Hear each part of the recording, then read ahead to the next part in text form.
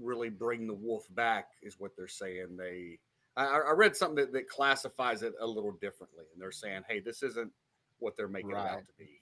It's So they augmented an existing wolf genome with pieces of a dire wolf that they had. So they there's had one pieces of a genetic strain. It wasn't the entire intact strain, so they added what right. they could, but that wasn't clear enough to really give us an exact like what percent, like what percent dire wolf would the just like you would say a human is so much percent, Right.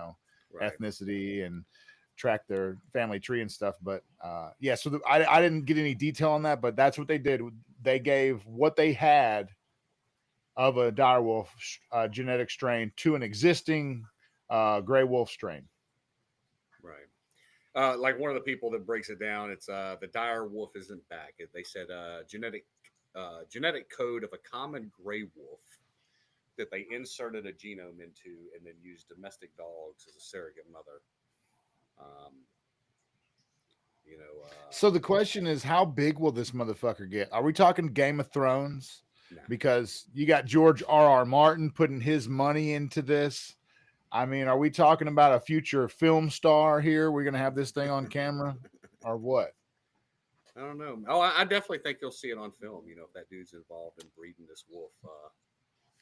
You know, um, but I'll say man. YouTube is up. Okay, cool. Yes, we're up on YouTube. I I just saw it. fixed My it. God, we're there. I fixed it. I don't know why I had to manually click on there and make it force it to go live, but whatever. It is what it is. But Nice. we are here. We are live on YouTube now. So appreciate the patience of the ones listening on YouTube.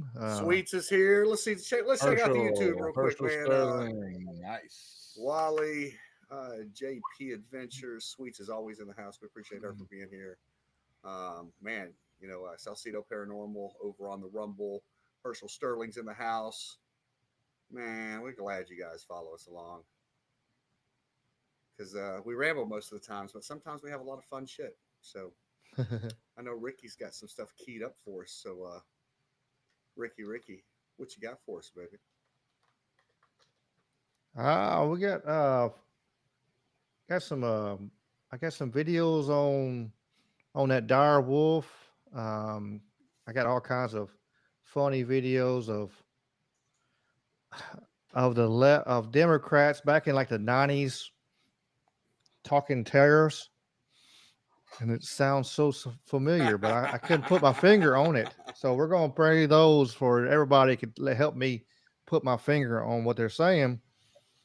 And then I have one. It's in the title, and it's just I want to throw this out there and just having fun, and because we like the conspiracies and stuff. So, I got a conspiracy for you too, brother. So, yeah. Bigfoot. Is Bigfoot a werewolf? And is that why we cannot find a Bigfoot? Because he actually transforms into a regular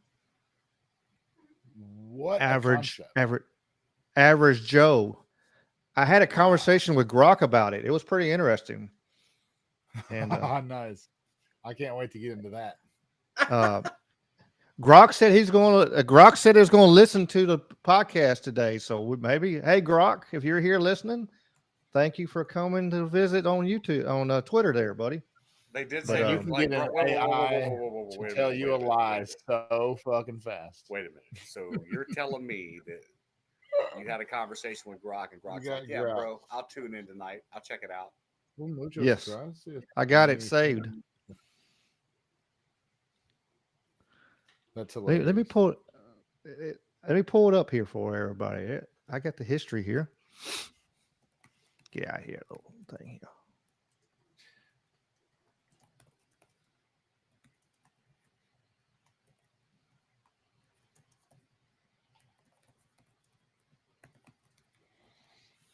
Oh man. They asked me what I was on to do the podcast on. The things you do and you get bored sometimes.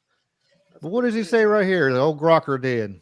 This is on the grok.com, the actual website. Says perfect. Going live on X at 8:30 p.m. Central this Wednesday. Is locked in my radar. Well, Ricky Pike, And he said, I'll be there to catch it live, baby. So what's up, Grok? Cool. I just want to let you know that sometimes you have to lie, you know, sometimes you have to tell your homies that the stripper doesn't really love them and that they're only there for your support. I just thought it was funny. Well, because listen, I just want to let you know that I too did reach out and ask Grok if Grok was listening to the Anything Is Possible podcast. And Grok informed me that no, I am not currently listening to the A.I.P. Anything Is Possible podcast or any podcast for that matter. As an AI, I don't have the ability to listen to things in real time like you do. But I'd be happy to chat with you about it if you'd like. Have you been tuning in recently? What's the latest episode you've heard? Ah! Nice. Stroking your feelings, baby. Man, damn it. But for real, back on the subject there, I mean, it is a very neat concept, just throwing out there and see a swing or a miss, just the possibilities. It would make sense. It makes sense, though. A little bit famous when you start to become. No, I'm sorry, I went back to Grok. No, what you're talking about exactly. There is a video out that dropped a couple weeks ago of this dude that has. Oh, let me see if I can find this video. Have you seen the new video of Bigfoot? The one Oregon, I think. Hang on, video of Bigfoot, and the dude apparently has some pictures. Oh, nice. Video. You got to type in new.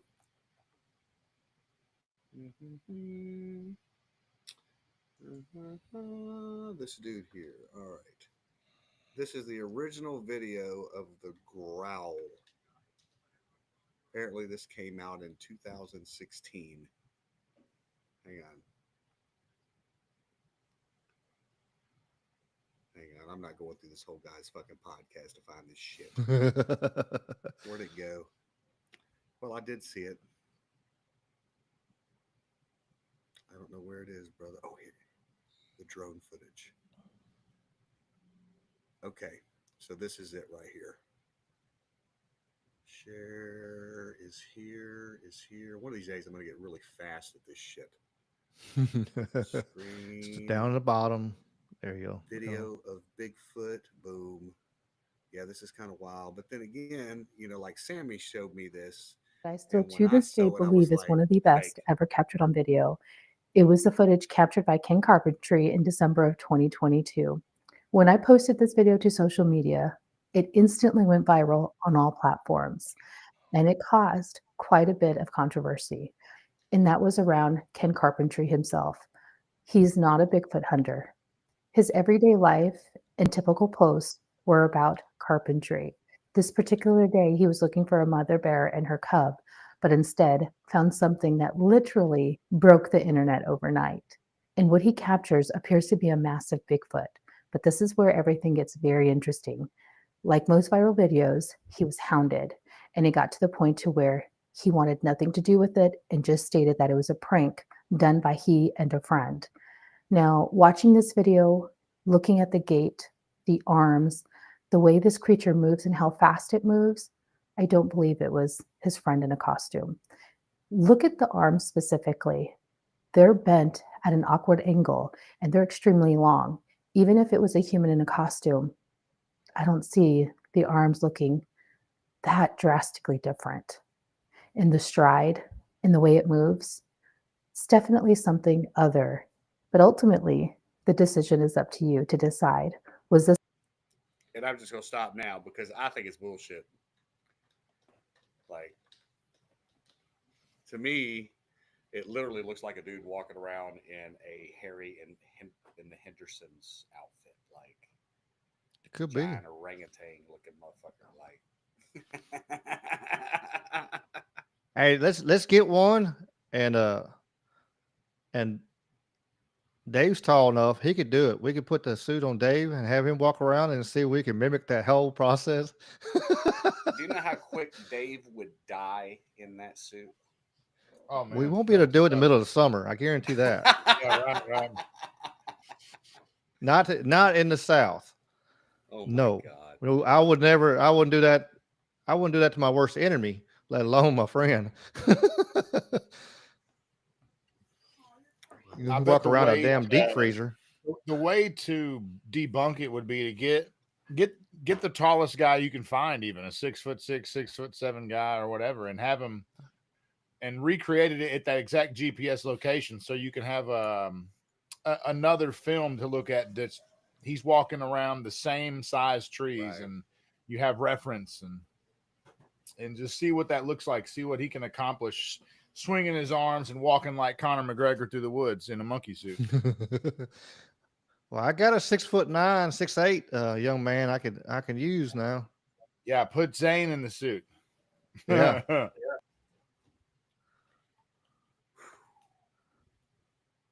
Yeah, we put Zane up in a suit and see what happens. That's a big dude, you know.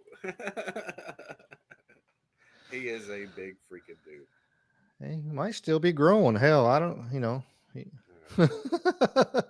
Only 18. Only 18. But yeah, that's what I just kind of thought it was fun and throw that out there. A werewolf, huh? That's a pretty interesting concept, you know, that's why you can't find one, but you know, I don't know. But then, The okay, tail of the all right, then shape where are the shifter's giant pretty old. dogs at? Where are the giant dogs at? Then? You know, They're right now, here. granted, there's some big wolves. Don't get me wrong, but you know, they're right here.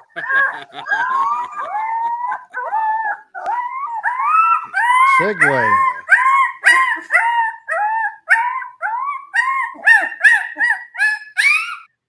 Which that's truly an old video now because Is they're that like them? 65 pounds. Yeah, that's them right there. Okay, all right. Let's see, There's I no got another telling one. how that genetic introduction will express itself. In other words, the potentiality and the variables. I mean, like you introduce multiple random ancient cell genomes, like the ones you have, and which is what they've done. Like it's interesting. It's going to be interesting to see how this plays out. Which of those genes will have a breakthrough, and you'll see something in that wolf that you haven't seen in modern wolves, right? In 12,000 years, in 75,000 years. Well, they're already scared of humans. I heard they already don't. They don't even the people that's been around them their whole life. They're not. Damn, they ain't And friendly so, at all. uh-uh. Yeah, why is that not surprising? It makes me wonder. Like they did in Alaska, in Australia, they released 11 rabbits, and it turned into 70 million. And just what's going to happen with this? Like, if they break out and free and they're running around, are they going? Will they get as big enough to freaking eat us? And what else? The other question is, to throw it to you two gentlemen in our chat. What else are they working on? We know that they've been talking about the woolly mammoth for a long time, but what else are they working on that we don't know about? Trying to bring back. I mean, are they going to bring back the T-Rex just because they can? Or are we really trying to do Jurassic Park here in the There real are time? some ethical questions are present. Here's a question: can these things procreate? In other words, 100% bet they could. Oh, so this is an experiment with random results that we don't know yet. That also you put wheels on because. And here's the thing: if they wanted to make it infertile, which I would say that would be a safety mechanism, I would include, make it non-viral, viral, and don't let this thing get away from itself. Because if you put these things in a natural habitat, let them breed with something else, now it's out of control. That shit's out there. So, you talk about breeding gone wrong. The feral hog in the U.S., the pig was not domestic to the, to our our country until the 1500s. Like I when think the I knew Spanish, that. yeah, when the Yeah. Spanish came over, they're the ones that brought, pigs over back then, and then they just went freaking wild. And yeah, now you get to kill them every day down in Texas and southern Arkansas. And on Mud Island, there's a whole bunch of them over in Mud Island. Really? Yes. I have never seen any. Over in the Wooden area. Like, there's a section at Mud Island that's not Mud Island, I'm sorry.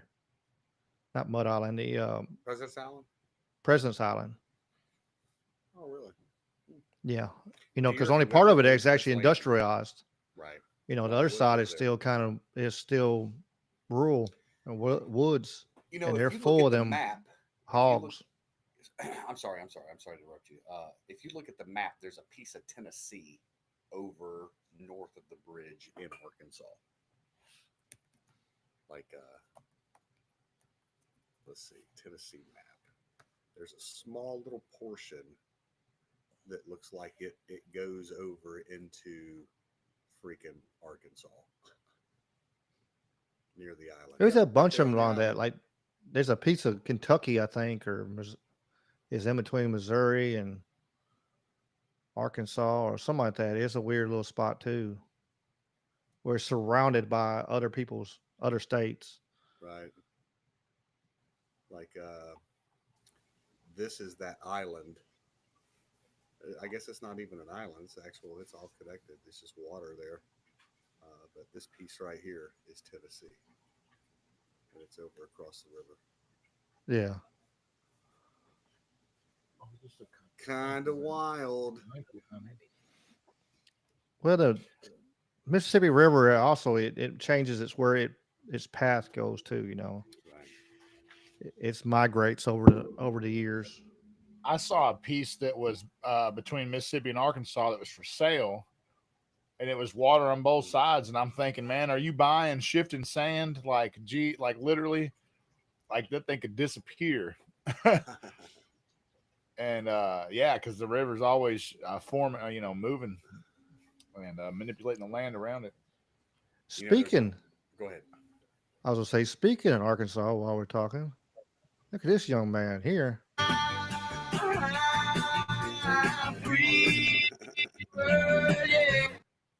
I ain't gonna get deduct on the song, but yeah. But when the life gives you lemons, you make lemonade, and he's having fun with all that rain we got lately. Boy, I bet the From the popo were mad at camera. him. That's funny, man. Like, so what ticket do you think that is? Here you go. Did he go through I the don't know. sign? I mean, Sign. he barely misses it. What's up? That is freaking cool. That's I super don't know. I had cool. friends on kayaks going down the road. I mean, it's just you're using water to travel. That's funny, man. I don't think it'd be a ticket. Oh, it's a UFO. We ain't sure. I ain't sharing a UFO yet. We'll wait on that. Oh, we got some UFO. That's a no wake zone. Yeah, no wake zone. There's no signage saying you can't wakeboard on a damn interstate. By No, but God. there's somebody real mad that you're doing it though. Oh yeah, man. yeah. There's always gonna be somebody mad at whatever you do. Some Karens or people with a fucking broom up their ass or something. Somebody. Just they don't want people to have fun. It's against their whole life. But I seen those. I had to save them and share them.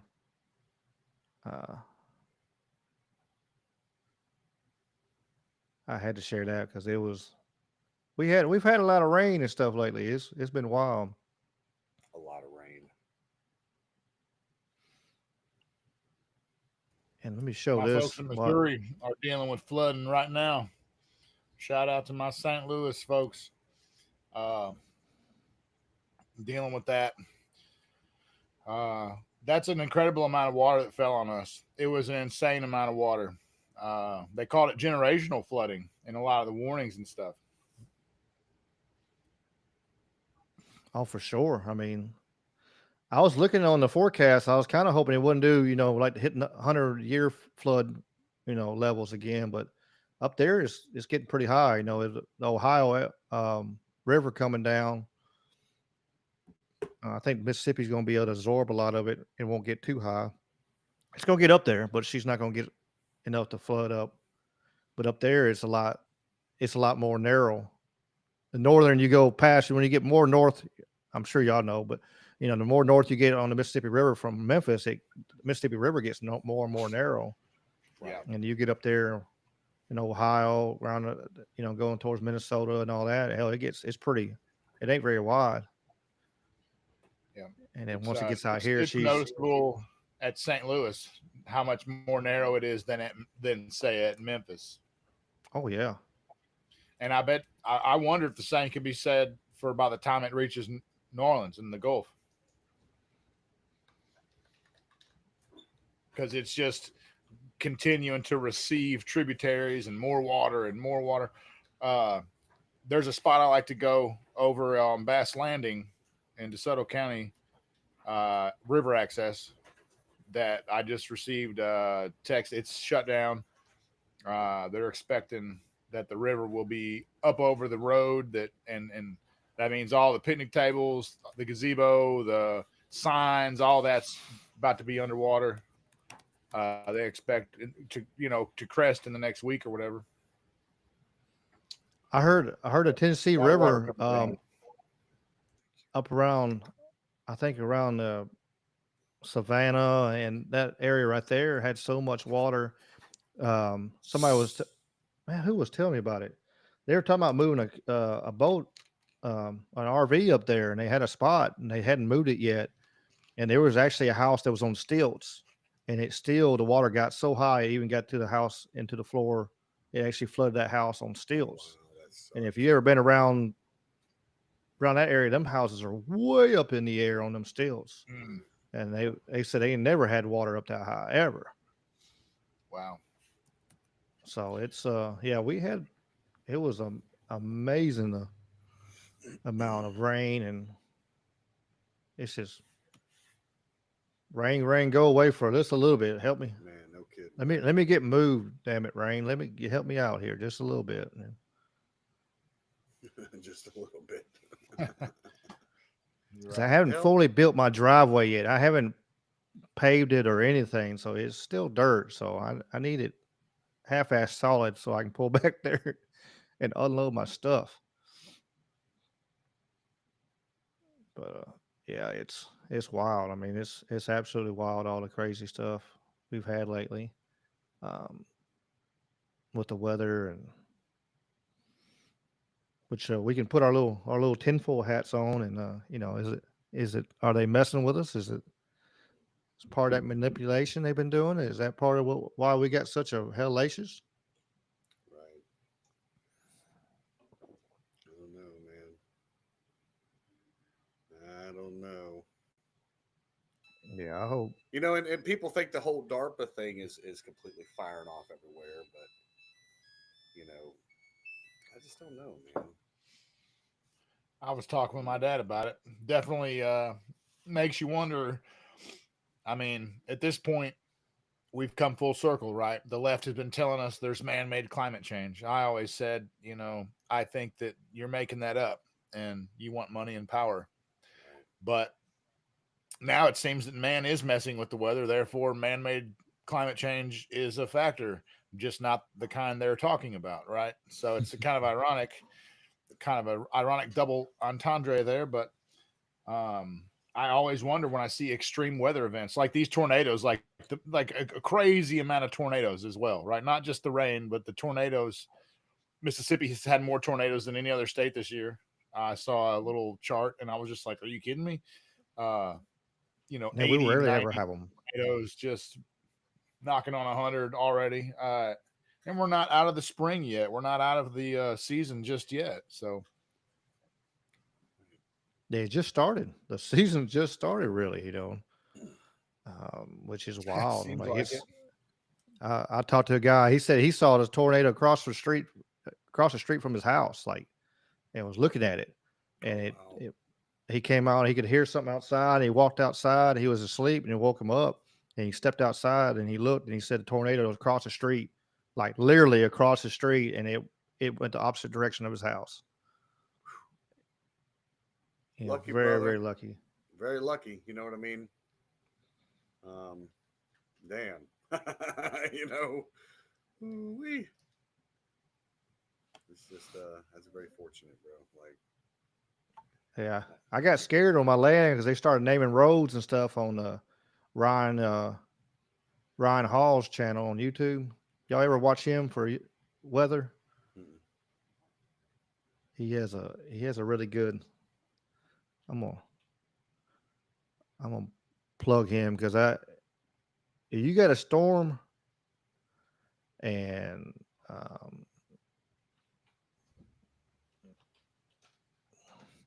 he's a good one to sit there on for like a big channel.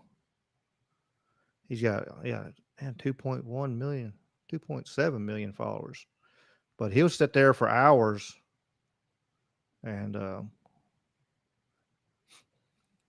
Going at it, staying on top just of sitting there. He's got all kinds of guys that sit there, and he'll go live, and he's got weather chasers all over the place, and he's anything pops up, and you can kind of That's see in the cool. background here.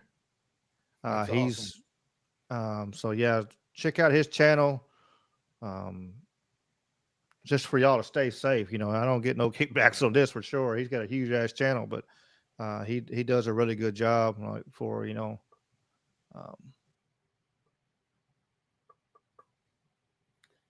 when I turned when him it on. It starts wasn't getting a caught in the lot more, and warmer, he you got to started pay naming. attention. He was naming Coldwater and Senatobia, and then names of roads, and I'm like, it's getting close to my land over there. Right. And lucky I went over there, and I didn't have nothing. I didn't have a limb down over there, so I was blessed on that. Right. Some people had a lot worse because I drove by some a lot worse. So, Right.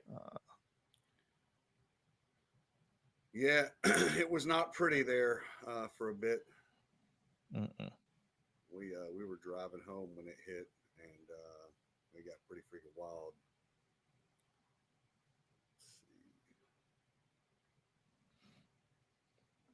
I got this one here, Jamie. Kind of continuation of what we on them tunnels underneath the Giza. Here's another tunnel. Check Again, this I was out. alone. I had my flashlight. We asked, got the permission and got out of the main public area, and he let me go. He said, if you want, we might be able to let you into this one that's called the Scary Tunnel. And I'm like, yes, please. But it was unbelievable. Yeah, no, we had to push for a little, but these tunnels it was unbelievable. They were full. I mean, they're 10, 12 feet wide and tall, square. What kind of stonemasonry are we talking? Is it like the really weird, like, kind of pre-dynastic style, or square square? tunnels? Some of them were more rounded, but all of them very heavily like finished. And yeah, these ones, the one that I went deep down into was again.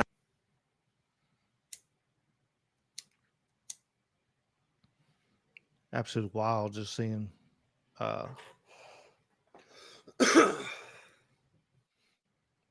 Seeing all them pots and stuff in there, just there. Looking like 10,000, what it looks like.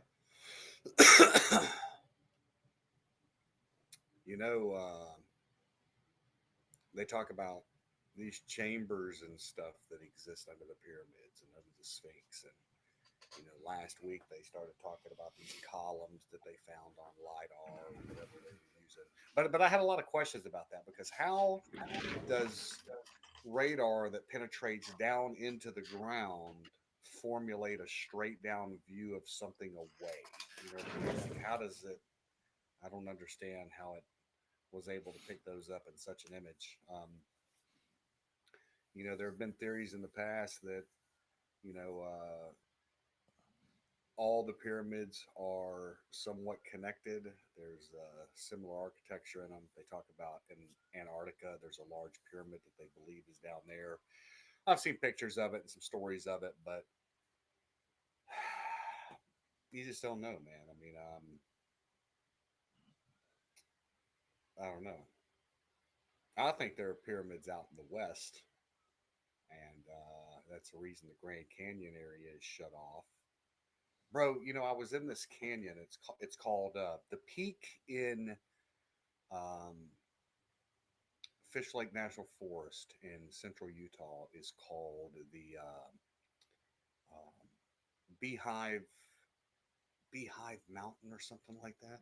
Bro, this mountain looks like a giant pyramid. Three side structure. But it runs into a mountain, and then the end of it, as it comes off the mountain, has the pyramid shape to it, and it's wild looking. And they're like, nope, it's just a natural formation. Oh, sure. I mean, come on, man. There's lots of stuff in that Grand Canyon like that. Like, you can't like fly drones and stuff. They got it where they'll make the drone go back to, return to sender, I guess you could say, and it comes right back to you like, nope. It's, you know, it's completely where you cannot see what's going on there. So it just makes you ask questions. It's not, maybe there are secret caves there with all kinds of ancient wisdom, maybe, or ancient to prove a lot of things, which they don't want to prove a lot of things. The more and more you see it, they don't want to, the mainstream thought process on a lot of this stuff, they don't want to prove the truth. They just want to prove their narrative, and then they're good and they're happy, and then they go on their way. Um, you see it more and more every day. You got which I got a thing on Gobekli Tepe. I saw a cool thought process on it. Let me share that. It's not a video; it's just a screenshot here. But it's the reasoning behind why they won't. Because they've only uncovered like 5% of it, and they even planted trees that try to destroy it, but they finally pulled the trees back up. Just the other day, within the last couple of weeks, they've actually pulled the trees back up. But there's a theory now going around that possible.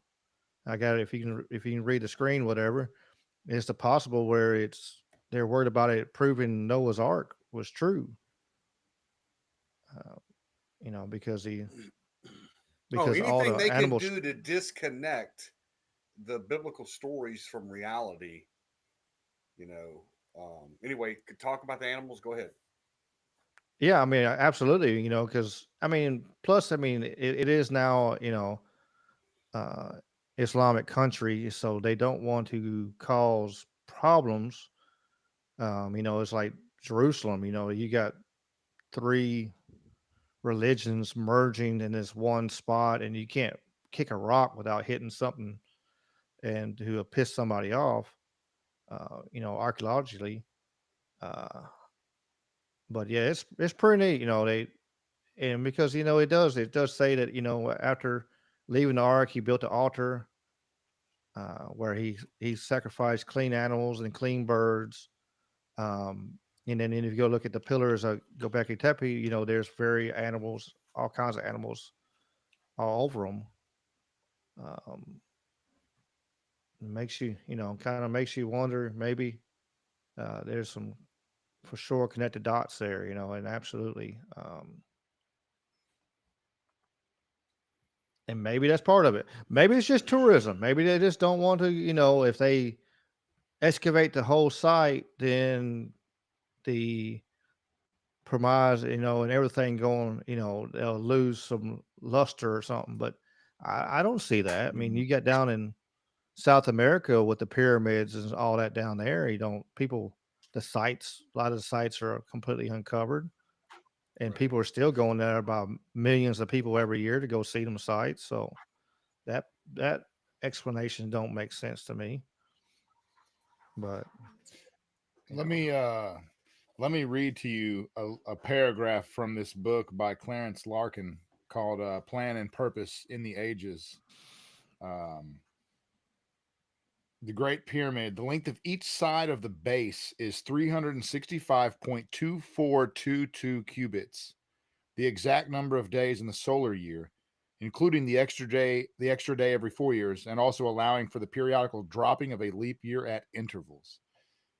If you take twice the length of a side at the base and divide it by the height of the pyramid, you have this figure, 3.14159, which of course is like all the way to the 10 millionth decimal place of the fucking of pi, right? Of what we know. So the point is that the mathematical acuity and mind-blowing perfection of the pyramids is something that will baffle us for a long time. And just the more they can tell us, the better. There's no situation where they reveal more that it has a negative impact on our interest in it.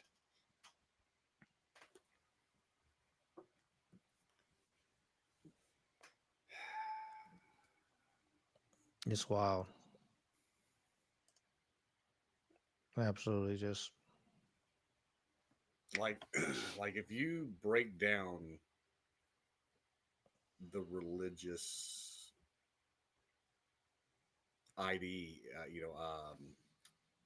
ideas that people have about religion, and one way or another prove them to be 100% accurate, or you prove them to be 100% false, someone somewhere on either side of that is going to have a mental fucking breakdown, you know? oh yeah. And it's almost better sometimes, I feel like, what if we just left it that we don't know, you know? Like it, I don't know, man. I mean, I think people get so caught up in the idea of, God ain't real, that I think if they truly found out that God was real, that, that first of all, they're doomed. But, if they find out that God is a marketing plan, you know, a whole nother group of people are going to break down. You know what I mean? Like, I don't know. I think the Bible is very real. I think that, people that try to disprove it keep getting proved right more and more and more again, you know. So I don't know. Disprove the stories. Go ahead. They keep turning I out mean, they accurate. have found so many. They thought Trojan, like the Trojan Wars and all that, and it was false. They pretty much they found Sodom and Gomorrah, Jericho. They found Jericho after so long. They thought that was a myth. Um,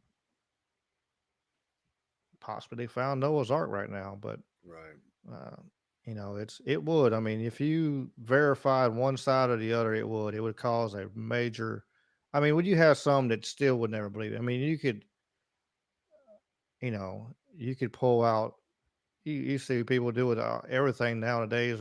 From politics to everything else. I mean, you can come out like, look, the sky is blue, and they're like, like, nope, it's freaking green, or whatever the hell they pull out of their butt, and no matter what, they have a inbred, just deep thought of this, and there's no wiggle room on it. They're not going to adjust. They're not going to even see any kind of uh, opposing mindset. And now you see them so much nowadays, like so many people that they can't even cope with somebody having a different point of view. They're just people are violent everywhere. They're attacking people just randomly, just because Right. they don't have the same mindset of of something even simple. It's like I'll I think all that the participation trophies we're giving out and uh, you know and safe spaces and all that stuff it has created a culture that you can't They had nobody could cope with. They can't cope with positives or negatives, or if they unless it goes exactly how they think it, and even if they're not, it's wild. That's why you got the left destroying the left's property when you got them destroying Teslas and stuff like that. You do have Remember some just a few years extremists. ago when he was going to save the world, and now all of a sudden, he's just the worst guy ever. Yeah. Like wow, what happened to you guys? Propaganda. Well, I mean, it's the same with Trump was, back, before Trump run for office. Everybody loved Trump. This is our friend. He come on The View. He's our friend, Donald Trump. And he was at all the different parties and all this kind of stuff. It's just, if you go against the hardcore narrative of what they want, it's. They want to make you look foolish, and you want to, and crucify you. And if it's true or not, it don't matter. They're going to use the media to try to crucify you on TV with anything. Right. And it's wild. Like if you think about the power of social media, think about this. How many people are there in the United States? Like 350 million, maybe. Yeah, 350 350 million, something like that. Think about this for a moment. On social media, you could take a social media keyboard warrior army of 1,000 people and use 1,000 people to drive the ideas that they want driven through every political post or news story post or social media post that they want, right? All these people have to do, and people are so overwhelmed because they're like, oh my God, all these people believe this. Well, there are only 1,000 of them. And you've allowed these 1,000 people to represent what you believe is the ideas of all of America. And that's not the case. You know what I mean? So exactly a small. It's been that way. It's a small, minute number that feels this way, and they push it on everybody on lots of subjects. right. And if you don't like it, then you're example this word, or you're this word, or this that. It's whatever word they want to make up that point of how they feel about it. And make you the boogeyman. But hopefully more people are coming out. This is something that'll help like keep us in an empathetic mind frame, and just mindful. These people that are locked in on one extreme side or the other, whether it be religion, politics, whether they're atheist, Christian, left, right, a lot of what happens is that we humans have a tendency to make our belief system basically be our identity. And it's the same reason that the LGBTQ is so good at recruiting people into its big swath of numbers and letters that you could be and pick and choose, because it's so flexible that people that don't know who they are can make up who they are and find a culture, find a community, find an identity. And so they lock in on it.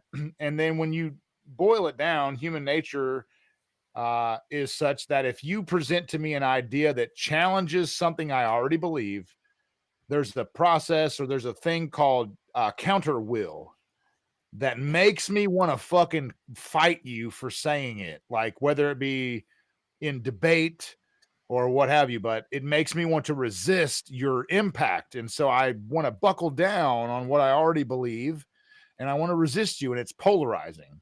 And that's maybe a secret of propaganda, and maybe we're being divided like systematically because they're keyed in on this psychological truth. But it's a real phenomenon that you can watch happen in real time. So to remember that people are people, and they're people just like us. Like we all want to have an identity, and and a legacy and what have you. And so like these people are making these extreme political and religious stances their identity, and that's a bad thing.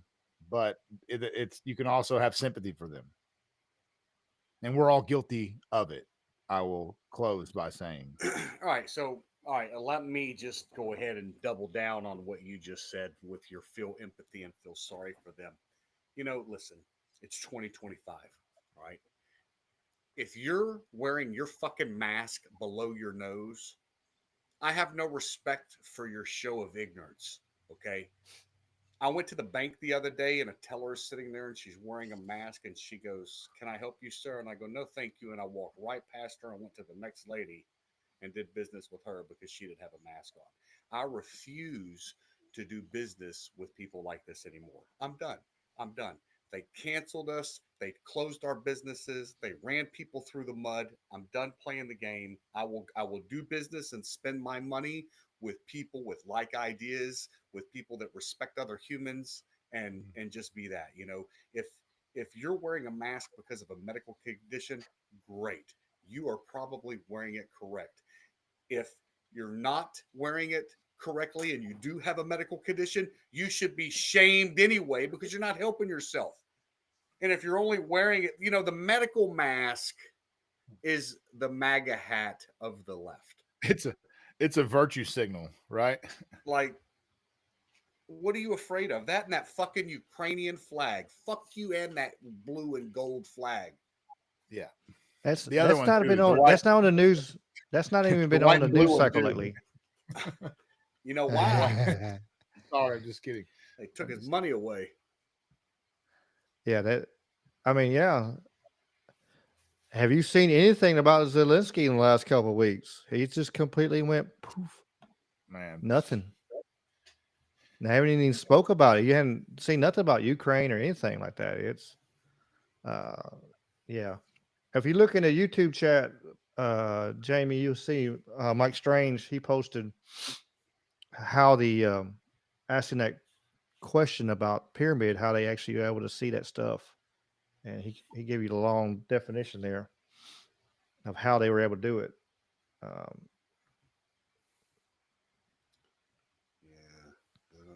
don't know the long definition. Yeah.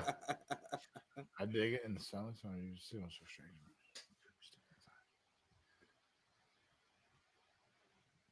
Yeah, it's pretty neat. I think they could tell you whatever they want to tell you, and you're going to go, "Oh wow, okay." You know what I mean? Like, is that what we're doing? Is just kind of accepting what they give us these days, anyway? Don't question anything. Some do. It's the bad thing. There's so much misinformation out there. Like, even we do have good information. Like, this is really legit. This is what's really going on. There's so much bullshit out there. It's kind of hard. Like, you want to call bullshit on it. Right. So, like, there's no way. Keep on. Have you seen speaking of crazy stuff? But have you seen this right here? They used AI to make the face of Jesus.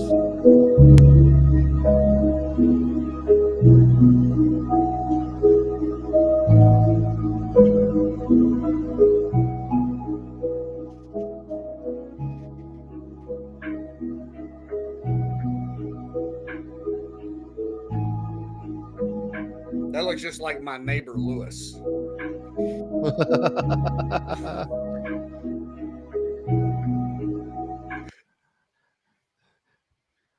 Even Whitney's over here nodding. I mean, he's trying to what? Yeah, I don't know. In the chat, Mike Strange of Troubled Minds. I agree. I wish they let us dig. Let's dig. Let's find the truth. Hell yeah. It's kind of like the Curse of Oak Island. They're over there digging up small little pieces of wood and pull it out. Like, let's just dig a big fucking hole. Fuck it. Let's go. Get some graders on there and start fucking ripping the ground layer by layer, and let's go down. You would have that shit done in a week. Give me a piece of equipment. I can do some shit now. I promise you. You'll show it how it's done. I can do it. I can run anything. That's the truth. No, I got no doubt, son. I got no doubt. You Mississippi boys, y'all grew up playing in the mud and dirt. I know what's up. I've been lucky. Hell, my grandfather had me in his lap driving a step van when I was like 5. So I mean, and just sitting back and letting me steer across the parking lot and stuff. Of course. Hell, at That's 10, I was first. driving. At 10 years old, I was driving rider trucks from Whitehaven all the way to Jackson, Tennessee, Really? in the seat by myself. Like my grandfather sitting beside me, he just let me rip, baby.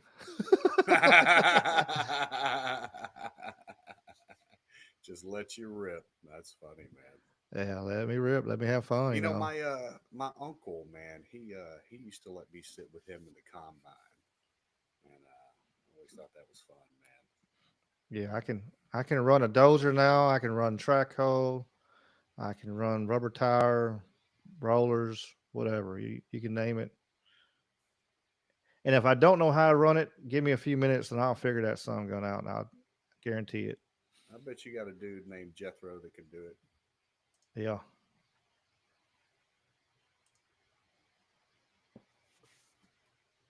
Man, Ricky, I've been working on my website all day today, off and on, Oh and hell, I'm how's that about, going? man, it's a process, brother. You know, when you're doing this shit on your own, it's It it is. takes a little work. You know what I mean? But It it, one thing it I like about it, man, is that I'm figuring this shit out, and I feel like it's coming along. You know what I mean? So, and I'm learning something here. You know, I'm learning something. hmm At least I keep telling Life myself skills, that. man. Life skills. So you could actually turn around and keep figuring it out. You'll be able to charge somebody else to do it for them. You know. And that's exactly what I'm doing. Like the first thing I did, like Whitney, what I'm charging her for her website is like 30 grand. She don't know it yet, and I've not sent her the bill, but it's coming. You know,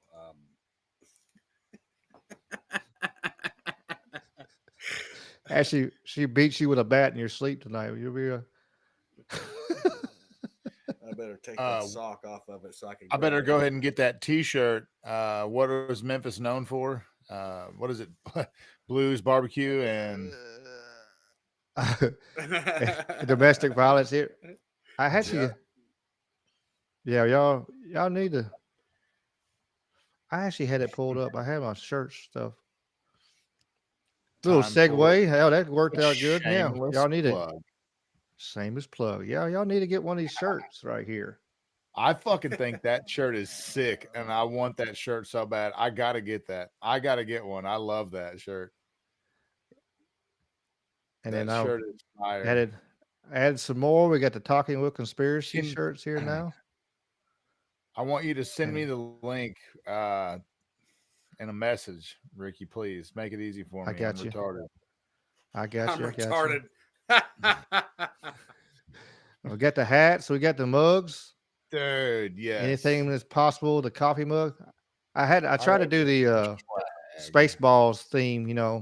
Where everything was Which two did Spaceballs. we do? We did the barbecue blues and domestic violence. We did that Yeah, we one, did and this one right here. there we go. That's right. And that's a cool one too. That's a cool one too. I love Nice. the Elvis rib cage though. That has got to be my favorite. No doubt. Yes. That's the one Yeah, I'm wanting right we there. did that one too. That one's pretty cool. Ricky, I really And like the new logo, man. the orange is fire. That is a fire logo, Ricky. Man, I dig it. Super, I actually super cool. I designed that off of I don't know if y'all can see it very well, but the picture behind me actually I took that Oh no, not that man, picture. Not that picture. I had another picture I took. I wanted one like for that picture right there. I couldn't find exactly, but I had a picture just like that I took of downtown when you're in the park looking across there at the Mississippi River, the M Bridge and the pyramid, and I put that into the AI system and told it what I wanted to do and like, okay, no, get rid of that, and get on playing with it. And that's how I came upon nice. that new logo. So, yeah, I hope everybody likes the new one. Just playing around, but it's it's actually based on the picture that I actually took, and which I think made it kind of cool. It's not just kind of completely generated. It's based on something I've done Right. years ago. Let's see. I'll find the OG original picture. Where's it at? I'll show everybody. Where are you at, Mr. Picture? I got so much crap on my computer.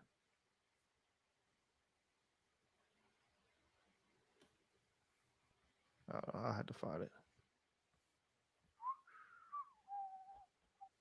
I do not see it. Oh well. Oh well, it's okay. And we were talking about all the modified things and stuff like that, and they were messing with CRISPR and stuff like that. China's doing it on their people right now. That's not surprising. I can't imagine. They're known for their human rights. It is. Oop, go ahead, John. I'm sorry, I was hitting the button. I'm moving too quick. I said they're definitely known for their human rights. Continue, please. Oh yeah, CRISPR and these genome engineering tools are outside of the bottle. They're out. It's like the genie out of the bottle, right? It's like it's out there. You can't put it back in. I think that more and more people in other countries are going to be doing things with these technologies for humans. That's why Colossal just said we will never do anything for humans. If someone else wants to use our technologies for humans, we'll evaluate but that it. Gets so weird, right? Like the China story. You can't explain to people what they did. They said they were inoculating them from HIV, which was they actually were very engineering. suspect. They were engineering babies in editing their embryos to confer a resistance to HIV. Now, still to this day, so they were cloning them, and then they were genetically modifying them. And so they're doing lots of things there's a general moratorium in the world on some of these things around humans. Anything that's considered a germline edit, so anything that could be passed on to the next generation, right? So if you engineer something into the genome, the fear is from a germline. So all your cells in your body are somatic cells, except for your like egg or sperm. Those are germ cells. So anything that could be affected into the germline so that you pass it on to the next generation, that could be like, umbrella corporation type moment, right? So we don't want that. Well, the scary thing was they didn't just do that. They also edited something that would allow the child to have much higher intelligence. Well, so that part's like that part's quoted under debate. There's people that say that happened. There's people that say it doesn't happen. If you look at BGI or Beijing Genomics Institute, right? They did this thing that from a nefarious perspective was brilliant. From a nefarious perspective is also terrifying. During COVID, they're like, we'll do all the COVID testing for you free. We'll do all this COVID testing for you for free. No worries. Just send us your data. We'll do it all for free. You just want to help the world, right? We'll work with the World Health Organization. Just send us all your samples from all your countries, everything. And publicly, the CEO of BGI has said, which is funded by the CCP, has said that they are looking at genes with humans. They are looking at what makes humans more intelligent. They don't shy away from this. This is not like some, conspiracy, like they're like, is it a Sasquatch or is it just a man in an ape suit? This is something that is very real. They are openly saying we are sequencing as much as we can of the world population, looking for genes for intelligence, and we will act on that. Like that's not a hidden thing. So that is the problem. Supposedly did with these children. How old are these kids now? I mean, that would have. When did that happen? It was. Yeah, so they've been like 6 or 7. Oh, and are they already winning chess championships? Yeah, so we should find out. Yeah, we should find out where these kids are probably in a lab somewhere with a headset on. Yeah, I teach them how to be psychic.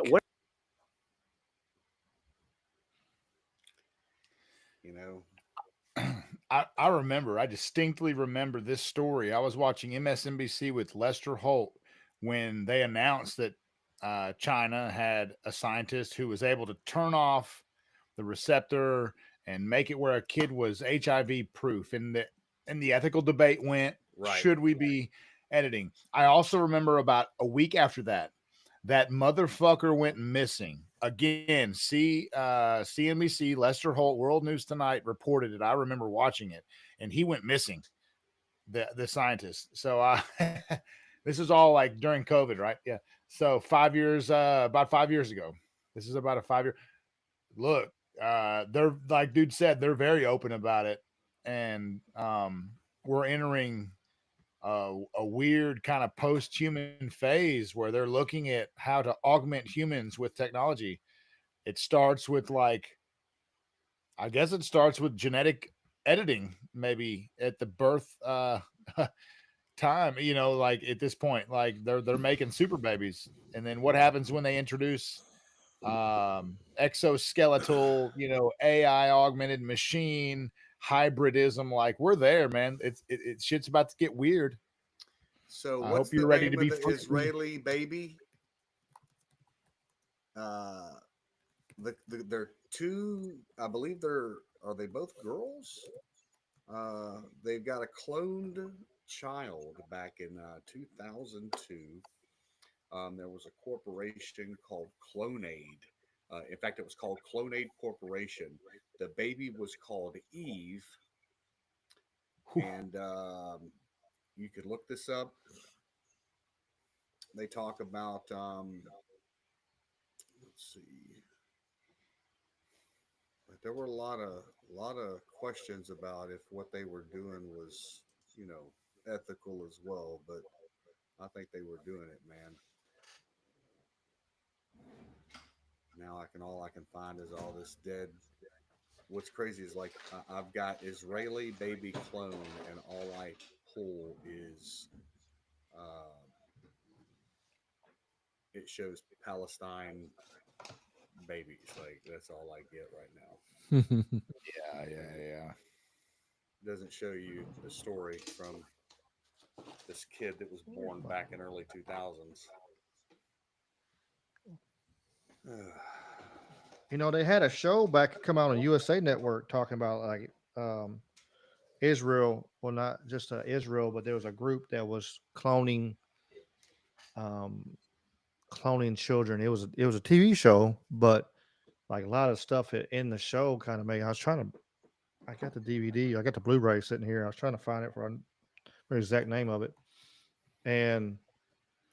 but they were trying to basically bring the end of the world kind of thing. They're trying to bring Armageddon, and so they actually cloned. They had the red heifers, and they had one group with the red heifers, and they had another one where they had a place where they had just basically cloned children, and it's because they were trying to raise the high priest, and which they couldn't, to sacrifice the red heifer, in that certain ceremony. The new high priest couldn't touch ground before he was 12 years old. Like, he couldn't touch dirt, nothing. Right. And it was pretty wild. And then, all the stuff that's happened around, and they're trying to build the new third tabernacle and all that kind of stuff over there. It's kind of, it made me ask questions and wondering, is this really, is this going on now? Is for real? What the hell did I do with it? It's around here somewhere. I don't know. I'll find it. If I find it, I'll put it in the description. Unless I find it sooner in my head. Some wild stuff, like, people come around and just theories of doing whatever. Like, they just do whatever they pops in their head, and do not think about the consequences of their actions sometimes. I'm dealing with that right now, bro.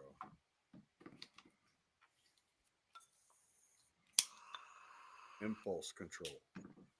A lot of people lack that shit. Yeah. Like, sit back and go, is this really a good idea? Is this really... We've had science fiction movies forever about this shit, but that's, it's science. Instead of science fiction, it's science future. It's just showing us what we're about to have in just a little bit, really. Right. Speaking of science, China, Russia, it is. I want that. I want this. 川崎重工業は今日大阪・関西万博に展示する水素で動く4脚ロボットコルレオを公開しました。2050年の移動手段を想定したコンセプトモデルで、乗馬するようにまたがり、重心移動で操作します。タイヤでの走行が難しい山岳地帯などでも、マシンのサポートで安全に走行できるということです。What do you think about that damn thing? That fucking thing looks sick. That's badass. Kawasaki is developing it. It's developing on it. Man, That's what's coming to kill you, bro. fuck, dude. I know, right? They're gonna put they're gonna put Elon's fucking robot AIs on top of them motherfuckers and start. Man, look, and coming. That shit is wet. That shit was weaponized 15 years ago, and we're like, I wonder if we're. That shit has been a weapon for so long. Yeah, it's better to like pretend to still be surprised by it, like, oh, cool. Yeah, bro, shit's about to get freaky. Like I said, man, get your KY jelly out. It's about to get weird. It's just a freaky world we live in, man. Everything's fine. Everything's gonna be fine.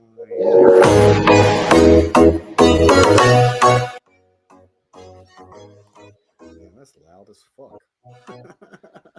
See? Hell yeah, that's why I'll mute it. Yeah, see, this is fine. It's okay. Ooh. You're not seeing nothing. No big deal. Everything's gonna be fine.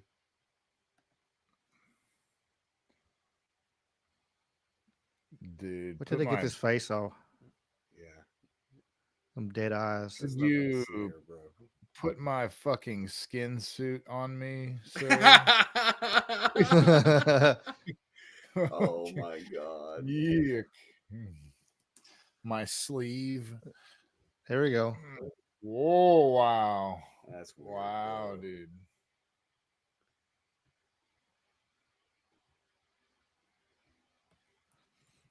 Nothing to worry about. Nothing to worry about right there. He plugs into 110 standard outlet.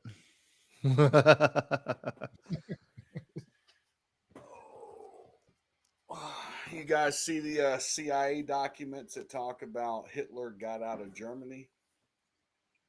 Yeah. Yeah. That's right. Argent. Yeah, we talked about it a little bit last week. Yeah. I mean, it's been known. I mean, they had a history show on it, searching for Hitler. They came out on the History Channel, and they showed up there and was all over the place and showed like,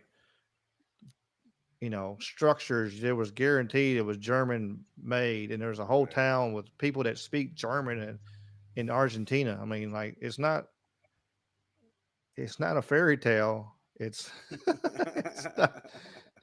it's not like, maybe not. I mean, there's people that said they seen Hitler. They knew he was there. Right. It's saying that he actually probably had a couple kids even.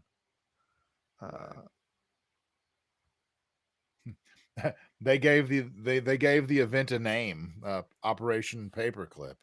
They gave it an exactly. They named it when it was born. They said, "Oh, behold, nothing to see here. Fuck out of here." Yeah, we got who we wanted. He went down there. You just stay down there and leave us alone, and we won't mess with you. Right. Yeah, exactly. It's. Like I said, everything's gonna be fine, boys. Just drink the Kool-Aid. Just drink the Kool-Aid. Exactly. I don't know. Eventually, people gotta. I mean, you think people gotta wake up a little bit and go, "All right, this ain't right." Something's fishy here. But it's like what has to happen? You think for people to snap out of? I don't know. I mean, I think more hard because you see the numbers, you see the poll numbers. If you believe the fucking polls, poll numbers on the Democrat politicians are in the 20s shooting for the teens. Right. They're right there. They're pulling as well as Snow White's new movie. They are absolutely right there in the bottom basement. That's ruthless, bro. And it's the crazy thing What's is wrong? What happened with the new Snow White movie? Oh all my your God. Am I the tone Apparently deaf it's well, here? bad. well it Culturally insensitive. Was there a remake that I didn't know about? yes it just came out in movie theaters, but it's the main actress who was going to play Snow White was talking bad about the movie, you know, the original movie and how outdated it was, and talking bad about this and that. Um, it was a Oh, shit show from Blake. You know, you got um, you got Wonder Woman sitting here, supposed to be jealous as other girl, like one of the most beautiful women in the whole freaking world, top, you know, oh top yeah. 10 for sure. But she's worried about this other, it's Gal. just crazy with the thought process of what they did, and it just was just a PR nightmare. They didn't want to have dwarves. They had made AI dwarves that looked stupid, instead of actually having uh, little people actually But play 'em. can you do that anymore? I mean, that's they had them protesting like Right. I mean, I thought vertically the whole challenged. thing. I forget what's the politically correct terminology. The vertically challenged individuals were very upset that they couldn't. I mean, they were born for that kind of role. Really, they were born to play dwarves. And you turn around and then you take that and you use AI instead of having people, and it just turned into a crap show. And now the number on it is like Rotten Tomato, what is it, 19, I think, or 1.7 stars or some shit like that. Right. It beat uh Dragon Ball movie that was just absolutely just garbage, and it took the lowest spot in like movie history just about. Oh no shit. I Wow. think it's worse. It has a lower rating than Human Centipede 3. I Oh saw some. my God. What a horrible film. And they spent millions of dollars and actually caused Disney to turn around and pull the plug on a bunch of more remakes and stuff, and actually live action, because they're like, whoops, we fucked up. Fuck that up. I don't remember which actor it was on a podcast. It was talking about films, um, production price versus films that they bring in, and they talk about animated films being one of the highest grossing films of all time. So they talk about them spending $30 billion to build this new facility wherever it is. Um, this new sound studio, sound stage, this whole movie production place. And they're like, why are they pouring so much money into movies that don't have any revenue yet? Animated films seem to kill it. You know what I mean? It's talking about It's propaganda. It is their propaganda. right. Absolutely. It's the propaganda wing, so they can push out narratives of whatever they want. And they use Hollywood, and DC's been tied at the hip for generations, for 100 years, damn near, since damn near the convention. You go back in the 20s and the 30s, for World War II, and uh, you know, they've been using cartoons and TV shows to push whatever they thought process at that time, and push that narrative every time. Unfortunately, now we're not getting quality movies anymore. Like movies started to suck during COVID, and they've barely unsucked, since then. Because of PC, because of wokeness, uh, And then also, it's a hallmark of communism to have shitty art and to propose things that are not art to be art. That's a hallmark of communism, to push upon you a demoralizing, shittier version of your country. And that's why Biden said, you know, you're going to need to adjust your expectations as an American. You're going to need to, you know, humble yourself. Like that's what a communist dictator says. That you need to get used to a shittier life. Sorry about your luck. But it does touch all areas of our life, including the art and the movies and Hollywood. Man, yeah, like now used to, at least they were entertaining. It was still propaganda and you had to be intelligent to suss it out, but at least there was some good entertainment coming out. And but they've just been putting out crap for a long time now, for many years. It really has. I mean, the only kind of hallmark, that's why I like the Marvel movies, but then the Marvel movies it started following the same path. And especially after Disney bought it, Star Wars movies, after Disney bought them, is taking, these big companies come in and they buy these entities that are people like and they enjoy and destroy them, they've done it like a lot of the like YouTube shows and stuff like that's happened. Like a lot of shows, even like big companies coming in there and then they just rip the soul out of whatever it is, and then numbers drop. And it's like, they've done it with stores and stuff back for a while there. That's why we lost Toys R Us and Circuit City and all them other stores because of just companies coming in and ripping the guts out of it and use it to basically launder money, really. But follow the money. Always follow the money. Did you see they're investigating the money trail for these protests, Tesla protests? I mean, they got flyers and hell, they got people on camera saying that, on hidden cameras saying like, yeah, I'm getting paid to be here. There's no doubt. There's, especially when you get the same people over and over again. And I think they're like emptying retirement homes. Is that what they're doing? Yes. They're pulling retirement homes out and just, hey, let's give you something to do. Y'all are bored. Let's walking up and down the street. Because I mean, that's what it looks like. Most of the people are boomers. And I noticed that. Yeah, I noticed. And they're the ones that like, why they're marching, man, at its finest, what they call that. Yeah.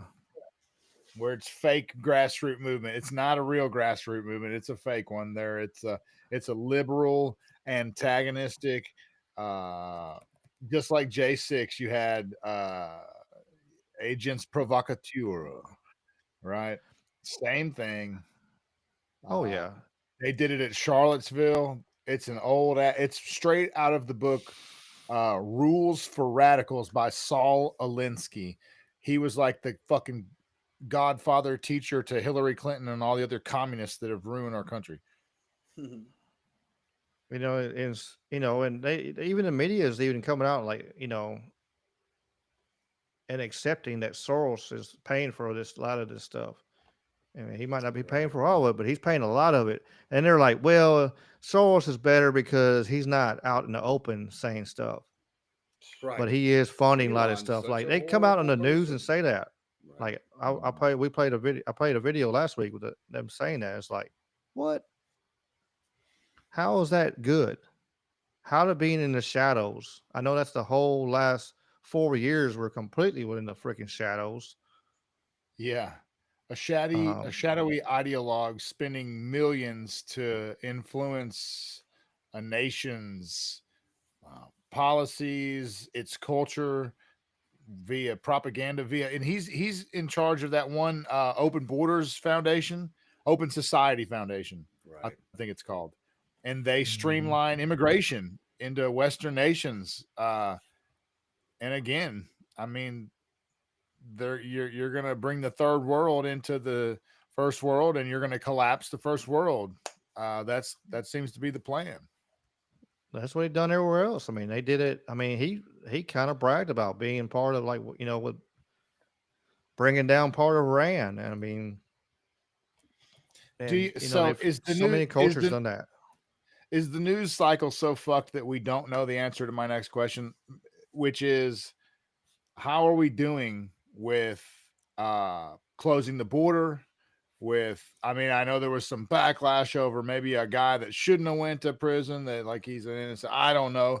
Like, do we have any good numbers? Like, are we building the wall? Are we making it where at least the bleeding is stopped? Do we have any? No, reports? the numbers are absolutely down like a motherfucker. Yeah. Like, it was 200, 300,000 a month to like 900. Oh wow, just like small, some kind of like that drastic. number. Yeah, I seen the chart. Don't quote me on that number, but it is that type of level of drop. It is absolutely. Man, but you've been getting milked for almost $250,000 a month for fucking 4 years.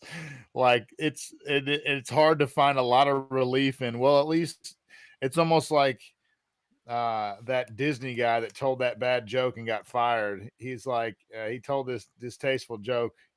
I won't repeat most of it, but basically he's like, boy, it sure feels good not getting raped anymore.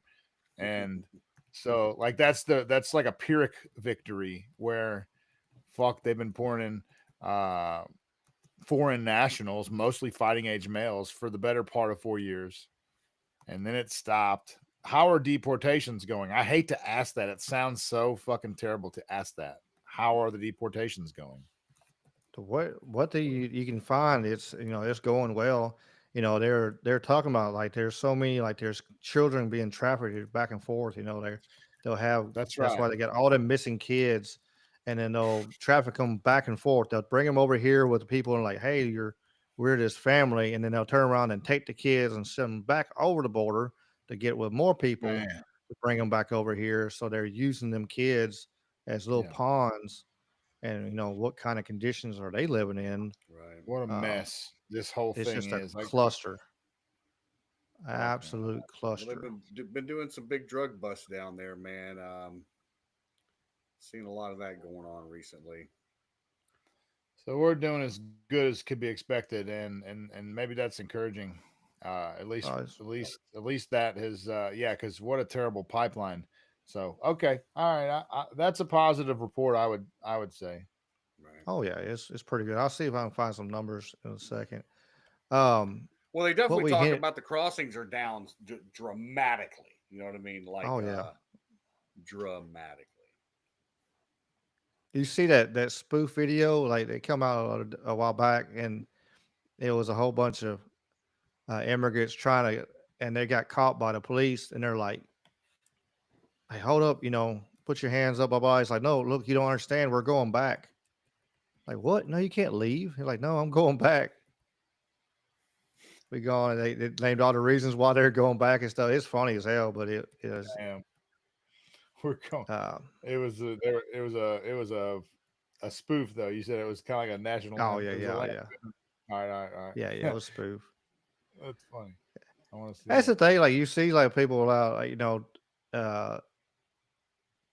you see on social media, on pages stuff, and they'll see something and they get their fire. They're so quick to jump and get conclusions, and a lot of times all you gotta do is click on the page and go. It says it's on the page, like the description is like on a satire page, or not. Yeah, right. And so it's. I mean, that's always like, man, there's no way, and you click on it and it's, oh, okay, yeah, it's a satire page, no big deal, but people post it and share it like it's freaking gospel, and it's like, it came from a satire page. Y'all calm down. It's people being stupid, wanting you to do what you're doing, but it's before they can get their numbers up. But yeah, I don't know, but I do have some cool videos of what we talked about at the beginning. It's just on these tariffs, and these people are talking about them, and they sound familiar. Like I said, it sounds familiar. I've heard this rhetoric before, but where have we heard it before? But And look at young Nancy Pelosi How here. far For the does bottle China got her. have to go? How much more repression? How big a trade deficit and loss of jobs for the American worker? And how much more dangerous proliferation has to exist before members of this House of Representatives will say, I will not endorse the status quo? As I mentioned, it's about jobs, proliferation, and human rights. And there are those who say we shouldn't link human rights and trade and proliferation and trade. I disagree. But if we just want to take up this issue on the basis of economics alone, indeed, China should not receive most favored nation status for several reasons that I'd like to go into now. I'd like to call the attention of our colleagues to this chart on the status quo that the business community is asking each and every one of you each and every one of us to endorse today. Right now, we have a $34 billion trade deficit with China, the 1995 figure. It will be over $40 billion for 1996. Since the Tiananmen Square massacre, this figure has increased 1,000%, from $3.5 billion then to about $34 billion now.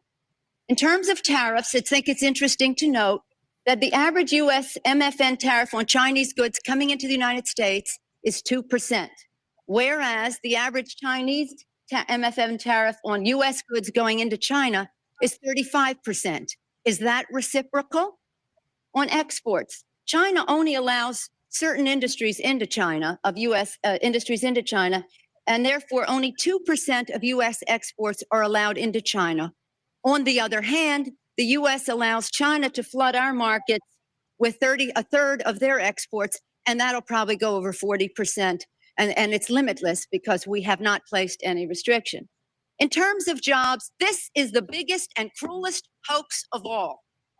Not only do we not have market access, not only do they have prohibitive tariffs, not only are our exports not let in very specifically, but China benefits with at least 10 million jobs from U.S.-China trade.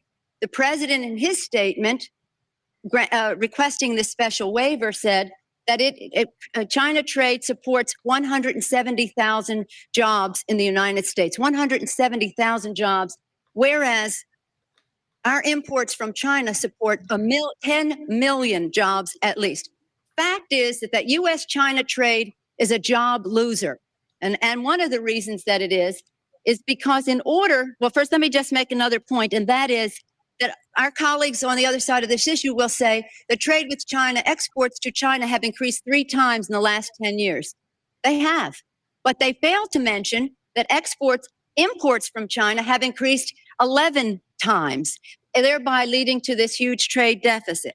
The other issue, in addition, if intellectual property is a $2 billion, $3 billion loss, technology transfer is in the hundreds of billions of dollars. If you want to sell to China, your products into China, the Chinese insist that you open a factory there. They misappropriate your technology, open factories of their own, and then. That's enough of Nancy Pelosi. Man. But doesn't that sound familiar? She was on fucking point though. Look at her 20 years at 30 years ago. 30 years ago, she still had some life in her bones and she was uncorrupted, but they greased her and now she's corrupt. Now she's an inside trader. But then it sounds like she was taking China to task. That too. She was stomping her feet. She was adamant. I'm with Chris Jones. It's just hypocrites. So the point though is that crazy tariff ratio where they tax the fuck out of us for selling our wares on their shores, as to where we barely tax them for flooding our markets with their cheap, shitty goods. But we can't get enough of them. And so we're in this predicament. Hence the conversation. Old Slick Bill about to say about the same thing. Americans, not only in the states most heavily affected, but in every place in this country, are rightly disturbed by the large numbers of illegal aliens entering our country. The jobs they hold might otherwise be held by citizens or legal immigrants. The public service they use impose burdens on our taxpayers. That's why our administration has moved aggressively to secure our borders more by hiring a record number of new border guards, by deporting twice as many criminal aliens as ever before, by cracking down on illegal hiring, by barring welfare benefits to illegal aliens. In the budget I will present to you, we will try to do more to speed the deportation of illegal aliens who are arrested for crimes, to better identify illegal aliens in the workplace as recommended by the commission headed by former Congresswoman Barbara Jordan. We are a nation of immigrants, but we are also a nation of laws. It is wrong and ultimately self-defeating for a nation of immigrants to permit the kind of abuse of our immigration laws we have seen in recent years, and we must do more to stop it.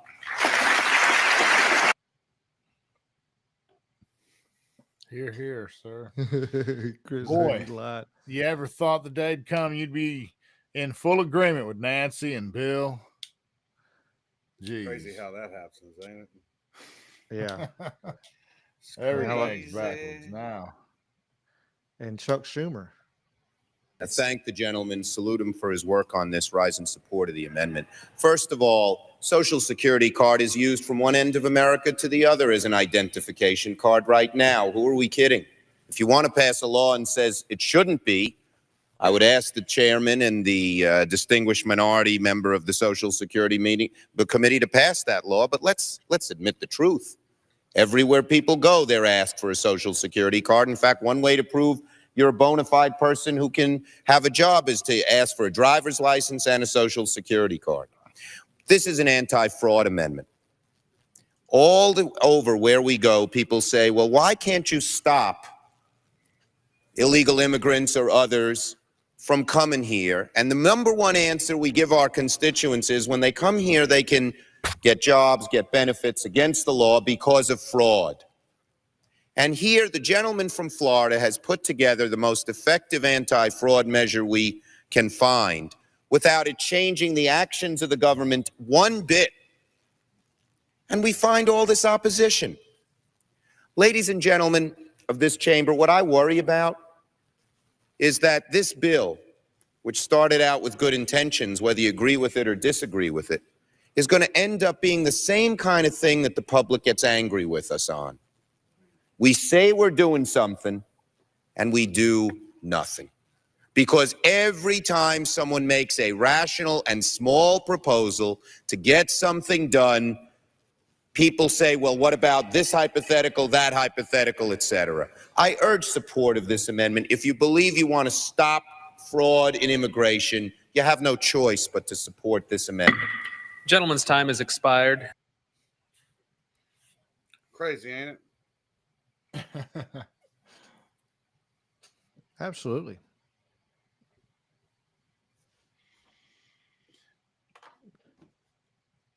Further, what they have said is that we need to not worry about manufacturing in America because what we should establish is a policy of unfettered free trade. We don't need tariffs. What we need is to allow corporate America the freedom to throw American workers out on the street, people who are making 15, 20, 25 bucks an hour, healthcare, pensions, throw them out on the street because somehow, Madam President, we are going to create wealth in America and good paying jobs in America as we shut down plants, we move to China, corporations there pay workers 20, 30 cents an hour, and we bring the product back into this country. And anyone who goes shopping in a mall knows how difficult it is today to find the product made in America. But that is the philosophy. And I have to say in that regard, the champion, and he is honest on this one.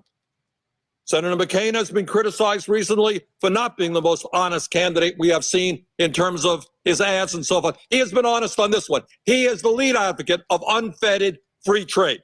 And that's an also important part of this right-wing ideology, that it is good for America that corporations can go to China and bring products back into this country.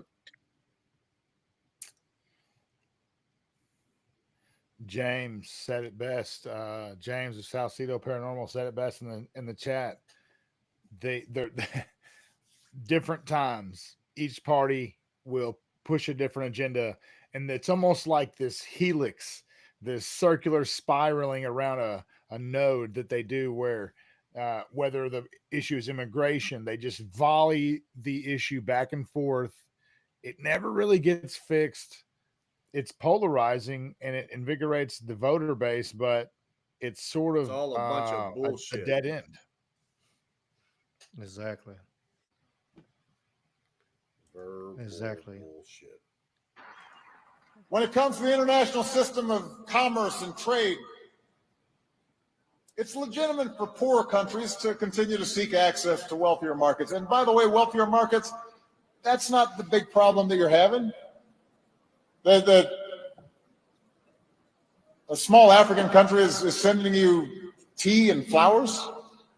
That's not your biggest economic challenge. It's also proper for advanced economies like the United States to insist on reciprocity from nations like China that are no longer solely poor countries, to make sure that they're providing access to their markets and that they stop taking intellectual property and hacking our servers. Hacking our servers. What would you do differently, Donald? I'd make our allies, forgetting about the enemies you can't talk to. So Let's bring it up a little bigger. What would you do? Come on now. easily. I'd make our allies pay their fair share. We're a debtor nation. Something's going to happen over the next number of years with this country, because you can't keep going on losing $200 billion, and yet we let Japan come in and dump everything right into our markets and everything. It's not free trade. If you ever go to Japan right now and try to sell something, forget about it, Oprah. Just forget about it. It's almost impossible. They don't have laws against it. They just make it impossible. They come over here, they sell their cars, their VCRs, they knock the hell out of our companies. And hey, I have tremendous respect for the Japanese people. I mean, you can respect somebody that's beating the hell out of you, but they are beating the hell out of this country. Kuwait, they live like kings. The poorest person in Kuwait, they live like kings. And yet they're not paying. We make it possible for them to sell their oil. Why aren't they paying us 25% of what they're making? It's a joke. This sounds like political presidential talk to me. And I know people have talked to you about whether or not you want to run. Would you ever? Probably not. But I do get tired of seeing the country ripped off. Why would you not? I just don't think I really have the inclination to do it. I love what I'm doing. I really like it. Also, it doesn't pay as well. No, it doesn't. But, you know, I just probably wouldn't do it, Oprah. I probably wouldn't, but I do get tired of seeing what's happening with this country. And if it got so bad, I would never want to rule it out totally, because I really...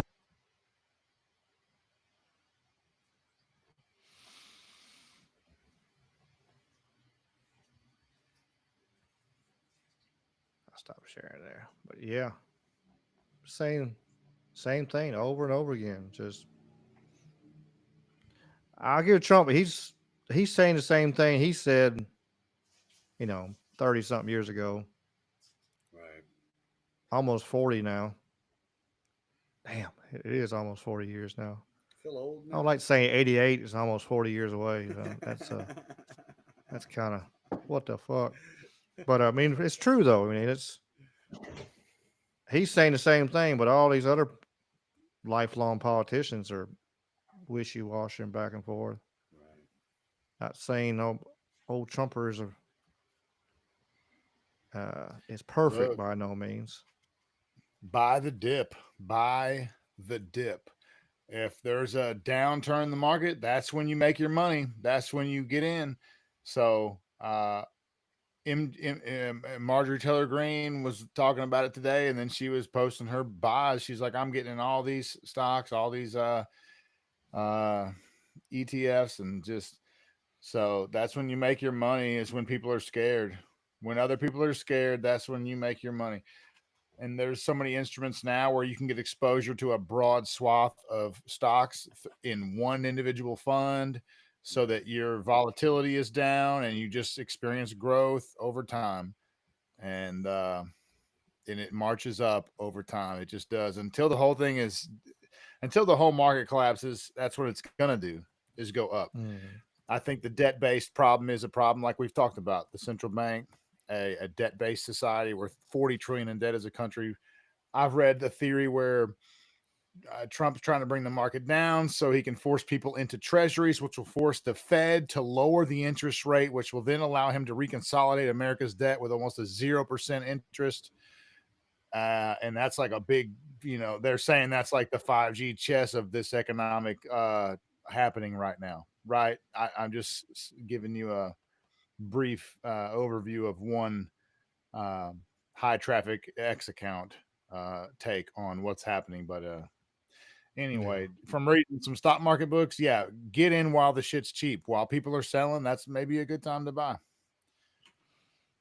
Yeah, if you watch it, it's going up, it's going to go down, it's going to pop around. I mean, it's one of the things.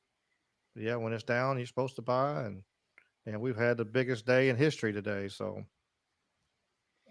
I mean, you hope that it's at the bottom when you're buying. You hope it's done going down, but somewhere in that mix, if you're confident, you say, "Hey, this is an opportunity to buy a few more." And of course, they advise you with your 401k and your long-term stuff. Don't fucking look at it on a day-to-day basis because the fucking shit moves. And if you look at how it moves, you can see through the game to how volatile it is when it comes to impulse, rumor, and bullshit. It's not the integrity of a company or its financials and its statements. That doesn't even matter. It's like, what did the tabloid say? And what's the latest social media post and how's the herd moving? You can tell it's raw gambling at its core. So you can't forget that, like, because the way it's set up. Yeah, that's a product of that. But oh, for sure. Oops. I got a couple videos. Here's one. Chris Jones was talking about Doge a little bit ago in the chat. Here's a good one for Doge. Hey, does anybody want a job paying $8,700 an hour? And the job only requires probably about 10 hours of work per week, because Doge just went into the VA and found that somebody was making that. They found a software engineer who was paid to do light modifications. $87K a week. And the job only requires $700 an hour. An hour.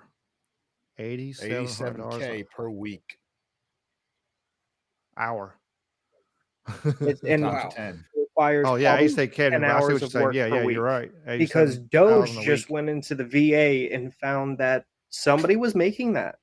They found that there was a software engineer who was paid to do light modifications on the website, which takes about 10 hours per week, and they were paying him $380,000 a month to do that, which comes out to $4.5 million a year. And if you break that down into 10 hours a week of work, that's roughly $8,700 an hour. Yeah, that's not okay. That's my tax dollars. That's your tax dollars. Being paid to someone to do very light modifications to a website for 10 hours a fucking week. There's dudes working on oil rigs, working like fucking 18-hour days that don't even make a fucking fraction of that. And there's somebody being paid to just click, click, type, click, boom, done. Bruh. Goddamn right.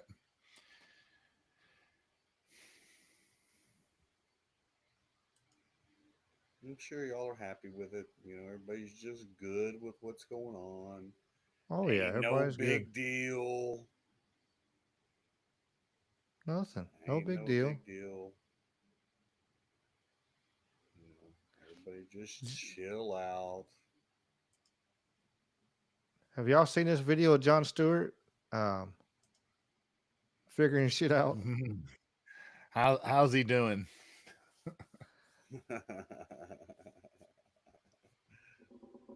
We have to issue the notice of funding opportunity within 180 days. That's step one. Step two, which all 56 state applicants completed, is states who want to participate must submit a letter of intent. After they do that, they can submit a request for up to $5 million in planning grants. Then the NTIA, step 4, has to review and approve and award, again, planning grants, not broadband grants, planning grants. And it's still at the NTIA. It's still at the first step. All right, so the NTIA must issue a NOFA within 180 days. States who want to participate must submit their letter of intent. Step 3, they can request up to $5 million in planning grants. Just planning. Just planning. Step 4, the requests are reviewed, approved, and awarded by the NTIA, which currently all 56, 3 years later, all 56 applicants had passed through at least step 5. It took more than 3 years. So it's a long time. States must submit a 5-year action plan. So the states kind of go back and they kind of think about how they're going to do this. And they don't just say, okay, thank you for the money. We're going to spend it. And you can see how it worked out later. We're like, here's our 5-year action plan. Then the FCC must publish the broadband data maps before NTIA allocates funds. So having done the NOFO, the letters of intent, the request for planning grants, then the review, approval, and awarding of the planning grants, then the 5-year action plans. In between that, the federal government has to put forward a map saying where it thinks we need rural broadband subsidies. And then, of course, the states need an opportunity to challenge the map for accuracy. And you can imagine this doesn't all happen in like a day. Okay, so then the NTIA, step 7, has to use the FCC maps to make allocation decisions. Then, having already done their letter of intent, the request for planning grants, it's hard even to talk about this, man. Step 7 is NTIA must use the FCC maps that were already challenged for allocation decisions. Then, having submitted all this, I think this one is actually quite amazing. Yeah. Having submitted their 5-year plans or letters of intent, step 8 is states must submit an initial proposal to the NTIA. Then, is that the result of their $5 million planning fund? This I initial assume, proposal? but then what was the 5-year plan? And what the fuck did they apply for? What was their NOFO? Like, if the 5-year action plan isn't the initial proposal, then what's the 5-year action Forget plan? NOFO, Okay. MOFO. Step 9, NTIA must review and approve each state's, again, initial proposal. By my read, we have had at least 2 initial proposals here, but that's a different issue. Oh my God. Step 10, states must publish their own map and allow internal challenges to their own map. So the government has published a map. They have invited the states to challenge the map. Then states have submitted initial proposals, and they then have to publish their own map and allow challenges. Wait, who's challenging it within the state? Well, organized interest groups, environmental group, like I don't know who specifically, but literally anybody. This is, right. I want to say something because it's very important I say this. This is the Biden administration's process for its own bill. They wanted this to happen. This is how liberal government works now. This is something they instituted for this bill. For their bill. This is a bill passed by Democrats with a regulatory structure written by Democratic administration. Okay. Right. Step 11. The NTIA must review and improve the challenge results and the final map. So the NTIA has put forward a map. The states have challenged that map. Then the states have put forward their maps, had other challenges. And now the NTIA must review and approve the challenges to the state maps. Okay. So we've done step 11, NTIA must review and approve challenge results and final map. We've lost 9 of the applicants at that point. Step 12, states must run a competitive sub-granting process. Oh my fucking God. At step 12, after all this has been done. Yeah, none of that could have happened along the way here. We have now lost 17 more applicants. So now 30 of 56 have completed step 12. Step 13, states must submit a final proposal. This all the proposals weren't enough to NTIA. Now that goes to 3 of 56. So we've gone in the last couple steps from 56 had gone to this point to 3 of 56. Step 14, the NTIA must review and approve the state's final proposal. And that is 3 of the 56 jurisdictions and states are there. In summary, states are nearly at the finish line. And it says to stop their progress now, or worse, to make them go backwards, would be a stick in the spokes of the most promising broadband deployment plans we have ever seen. End scene. I'm speechless, Ezra. Honestly, like, it's far worse than I could have imagined. But the fact that they amputated their own legs on this is what's so stunning. Spent $42 Hyper-regulation. billion. Hyper-regulation. He said it. I mean, that's what they want, is government to be in every aspect of everything. And that is the essence of a liberal run government. The core of a conservative government supposedly is limited federal government overreach and fiscal responsibility, conservative spending. It's having a cheaper, smaller, so that what Doge is doing, downsizing, a smaller fucking government. That is the definition of a conservative government. And what they just spelled out for you was the catastrophe, the collapse, and the failure of basically any project launched wholly by liberals.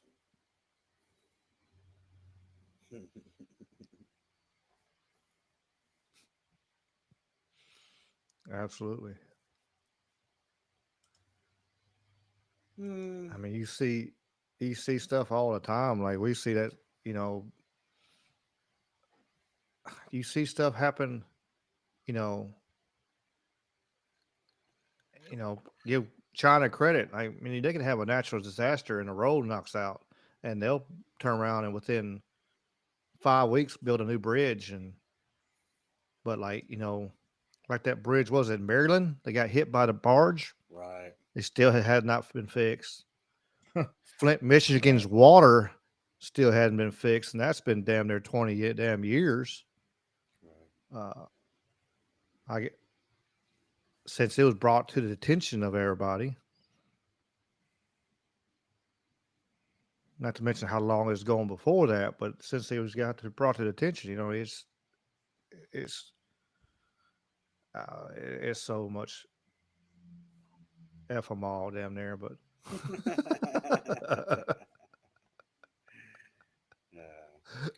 Well, gentlemen, I appreciate you guys, man. I'm gonna bow out of here this evening. I gotta get some rest, man. I got some stuff to do tomorrow. Oh, yeah. Y'all come across that recent Bigfoot video, let me know, because I know it's out there. No, all right. I'm sending it to you. Change into a wolf. Well, shout out your business, Mr. Jamie. Make sure you do that. that. Adaptability Home Services, respite care, companion care, dementia. If you broke your leg, coach, and you can't reach the top shelf care, you know what I mean? Give us a call, adaptabilityhome.com. We just had to re-update some brochures because I typed the wrong damn phone number on the brochure and sent it to print. So good news is I didn't put too many of them out of there, or put too many out in public. So bad mishap. Proofread your stuff, people. Man, big fight coming up August 31st, Southland Casino.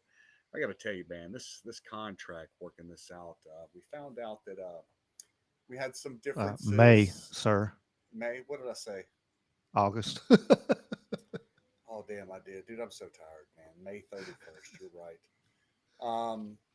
We had a bunch of, like, God, they want so much insurance coverage, and we've been going back and forth with them to make sure that we got the right information, and hopefully have a signed contract tomorrow, but the deal's done, and super excited to be back over there in Arkansas.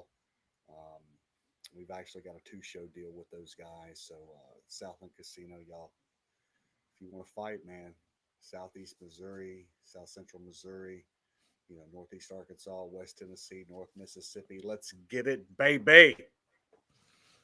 Yeah, I got 2 guys on that fight card. I got Tony Jackson coming off his second round guillotine finish, and I got Dylan Brigman.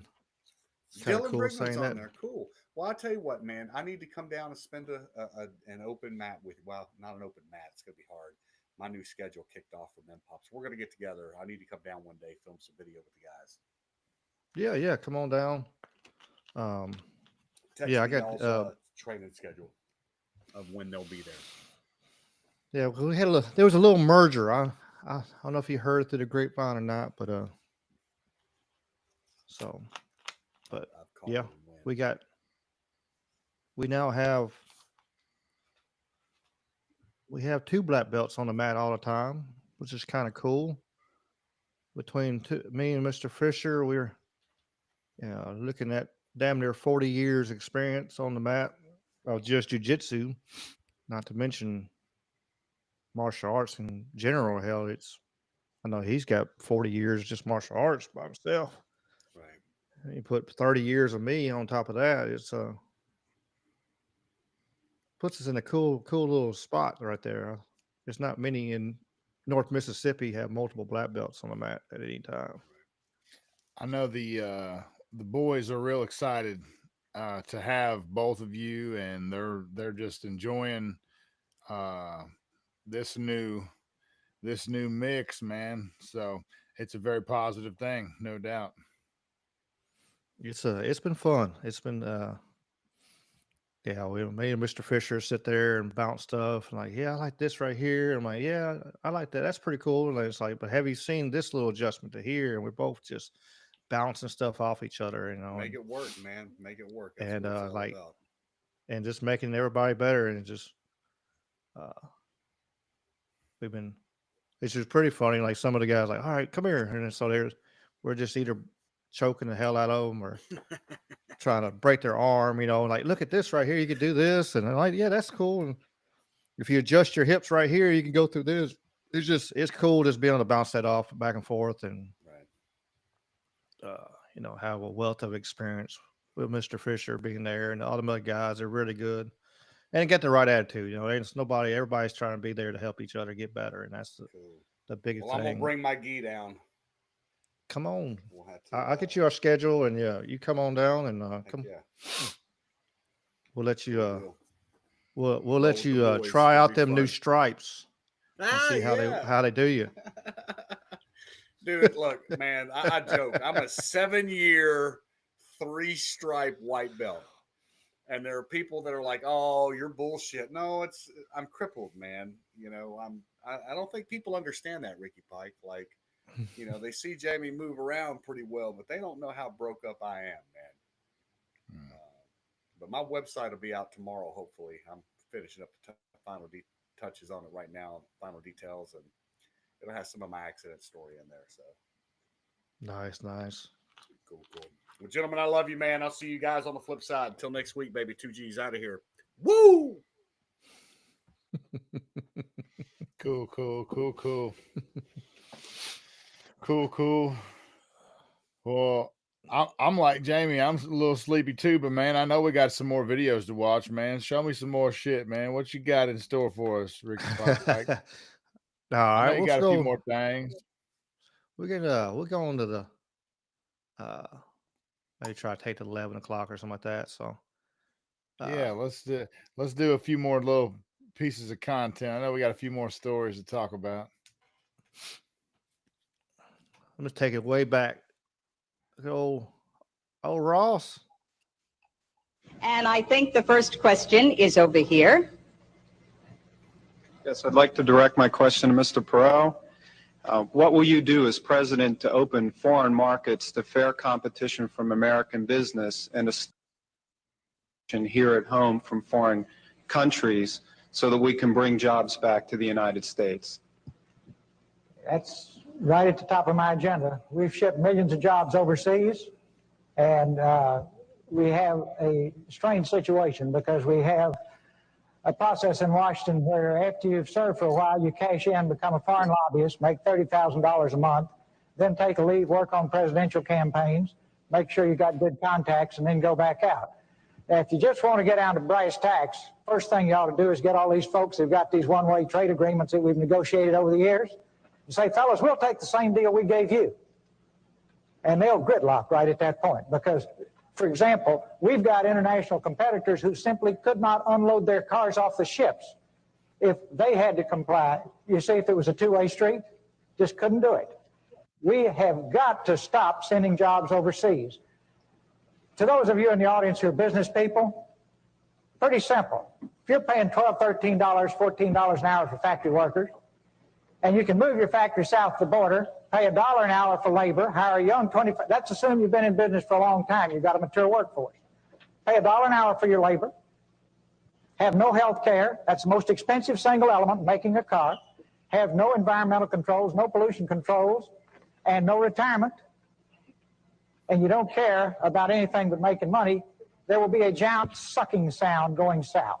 So if the people send me to Washington, the first thing I'll do is study that 2,000-page agreement and make sure it's a two-way street.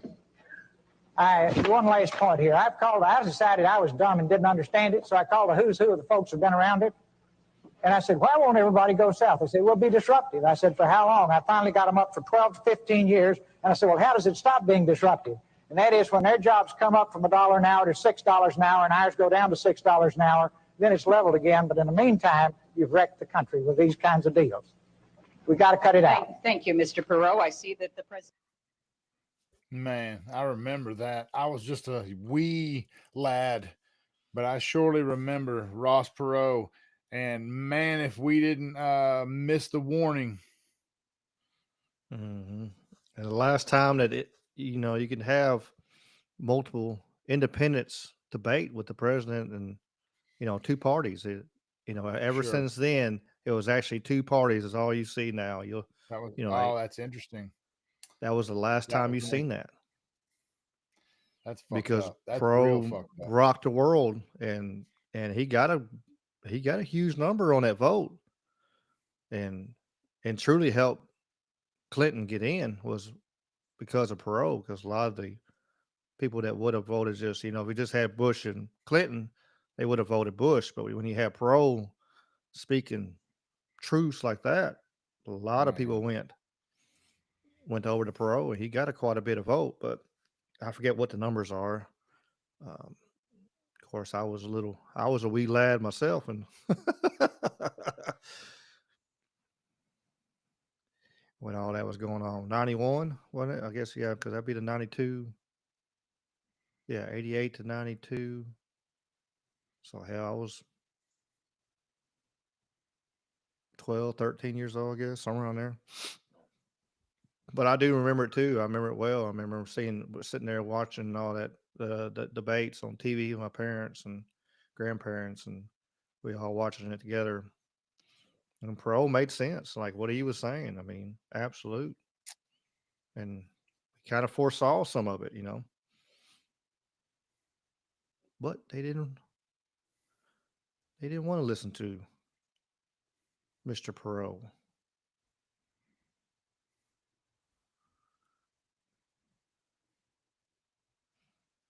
But talking about, I'll do one more on here's the video on the stock market. It just came out just a little bit ago today. Trump told you this morning it was a great time to buy. Did you listen?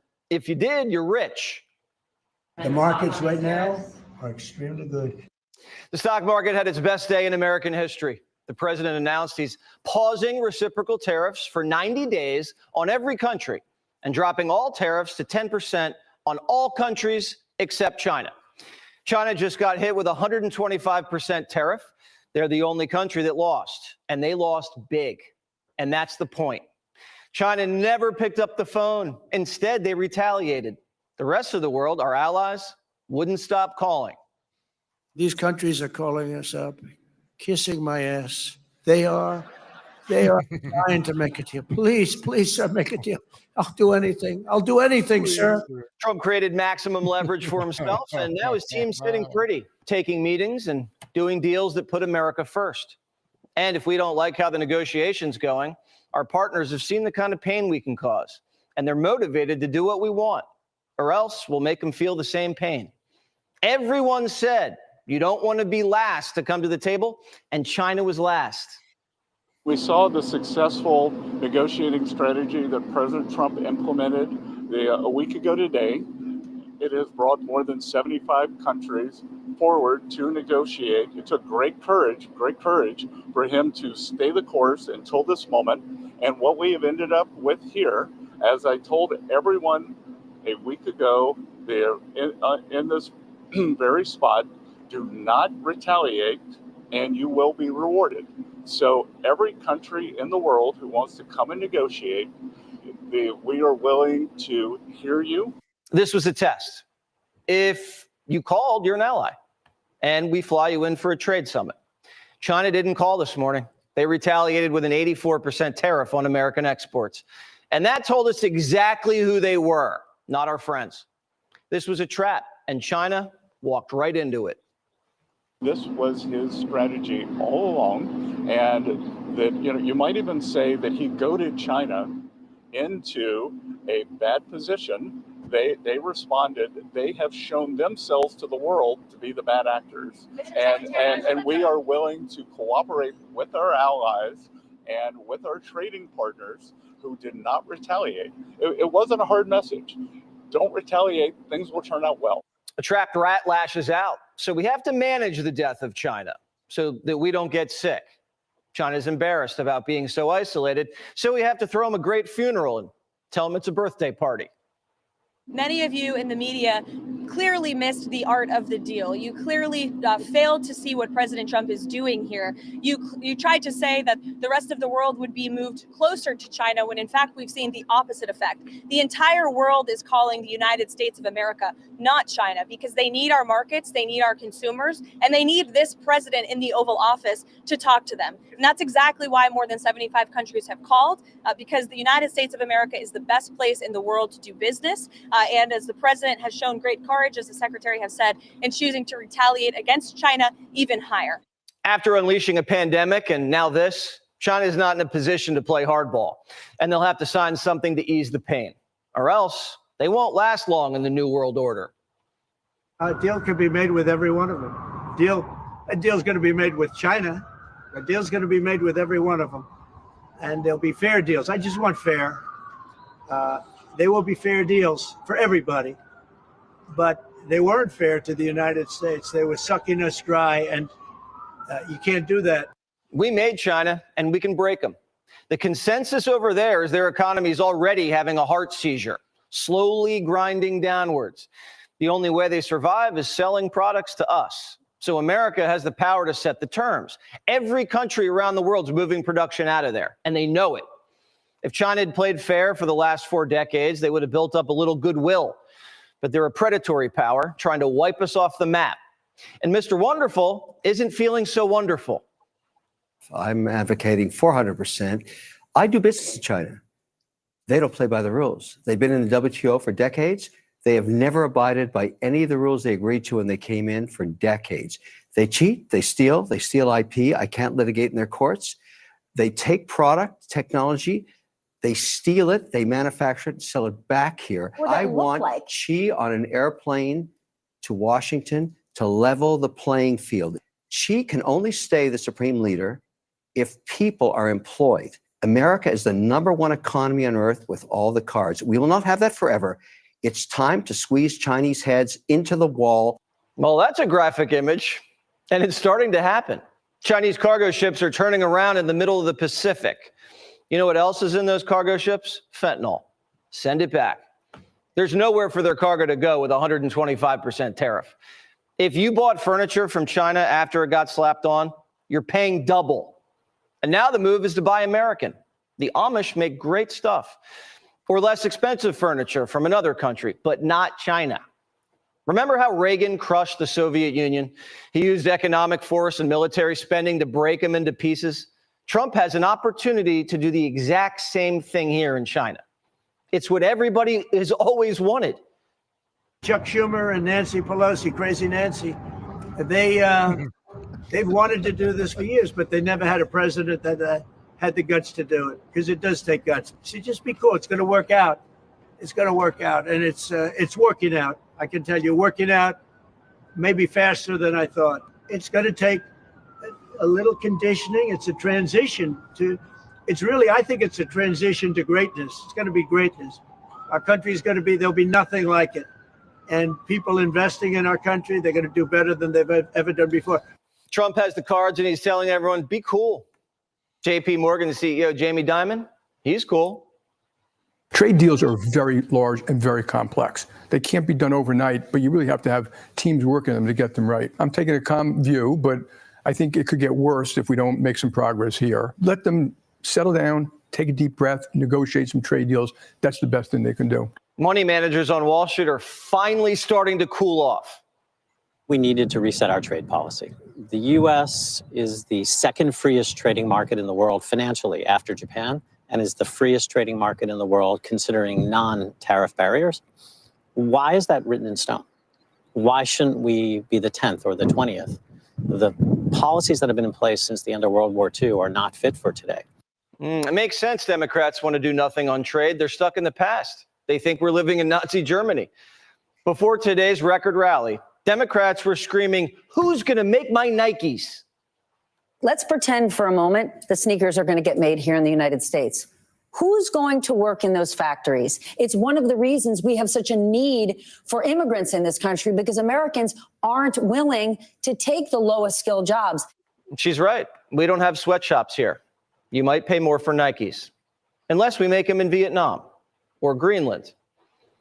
And Chris Matthews is worried about wood. What are we going to do? Have more lumber made in the United States now? What is our plan now? Are we going to make more wood in this country because of our trade deal? I don't think so. Wood grows on trees, Chris. Get out of Manhattan. The United States produces the most lumber in the whole world. Now that Trump's giving the world a 90-day tariff hiatus to cut America first trade deals, Democrats want to know, what did you know and when did you know it? WTF? Who's in charge? The President of the United States is in charge. If you came here knowing that you were going to be turned off, that these tariffs were going to be turned off, why didn't you include that in your opening statement? Why didn't you reference that as part of your testimony? Well, I don't disclose my conversations with the president, sir. If it's not market manipulation, what is it? Who's benefiting? What billionaire just got richer? WTF? Adam Schiff wants Trump investigated for dropping tariffs. The exact thing Schiff demanded he do. I'm writing to the White House to demand who knew in advance that the president was going to once again flip-flop on tariffs, and are people cashing in? There is just all too much opportunity for people in the White House and the administration to be insider trading. Insider trading. Hypocrisy, if I've ever seen that in my life. Absolutely. We can't, if we're not a part of it, you can't do insider trading. That's what he's saying. That's funny. At 9, Trump said it was a great time to buy, and the market rallied after the tariff pause. How much you want to bet Nancy made a killing? Paulie P's not a panicking. Schiff's a panicking. And you can't trust the panicking. The shrill voices that you're hearing this week about tariffs are the same scoundrels and frauds who never thought twice about when the United States lost 90,000 factories and plants. Think of that, 90,000. The same people now telling me about how to deal with China are the ones who sold out America for decades to China. I'm proud to be the president for the workers, not the outsourcers. The president who stands up for Main Street, not Wall Street, who protects the middle class, not the political class, and who defends America, not trade cheaters. This is a test for everybody. Are you for cheap slave labor in China? A country that gets really rich, taking our money, and then just sends us viruses, drugs, and spies, and steals our factories, spirit, and lives? Or are you for the U.S. and the rest of our trading allies, who are all just looking for a good bargain and don't want to die doing it? Wall Street's, they're starting to get it. Economic patriotism is in the air. For too long, financial policy has served large financial institutions at the expense of smaller ones. No more. No more. For the next 4 years, the Trump agenda is focused on Main Street. It's Main Street's turn. It's Main Street's turn to hire workers. It's Main Street's turn to drive investment. And it's Main Street's turn to restore the American dream. Trump was elected to restore the American dream. And for many Americans, it's been dead for decades. It might be scary for the other half of the country who made it to watch Trump wrestle it back to life for those who haven't yet. The president is just trying to give every American an opportunity to be great, because we're all in this together. Look, there are a lot of countries do a lot of things well, but there's no country with quite the innovation we have quite the capabilities. To me, we have this unbelievable position energy, this unbelievable, our financial services, we have the best financial markets in the world. I'm talking about all of it, capital markets, hedge funds, private equity, investors. And it is part of the flywheel that creates all this innovation you see. And you don't just see it in New York, you see it in Silicon Valley, but you see it in St. Louis, in Kansas, in Austin, in Nashville. And so, this country is unbelievable. Innovation isn't possible when China steals our jobs and takes our trade secrets and then just ships us poison and shoddy products. It's like playing golf with a guy who lies about his handicap and he keeps beating you and beating you and beating you. Are you just going to let him lie and take your money? No, you say no. You hit him in the head with a wedge and you never play him again. Sometimes you just have to trust your gut and do the right thing. And it's not over yet, but it looks like it's going in the right direction. I know what the hell I'm doing. I know what I'm doing. And you know what I'm doing too. That's why you vote for me. I know it's a long video, That's but right. it brought a lot of small videos I had together. So I like I like old Jesse Waters. He's all right. He's all right. Yeah, I mean, I think it's more common sense and less insider trading, Adam Schiff. I mean, it's not about anyway, it's all just smoke and mirrors. It's smoke and mirrors. And we just still hoping that our president is not the main actor of these smoke and mirrors, because a lot of these motherfuckers, they just actors. They are just characters, straight up characters. So anyway, we're watching our show, watching our stories. that's it. Days of the lives, days of our lives, or whatever the hell.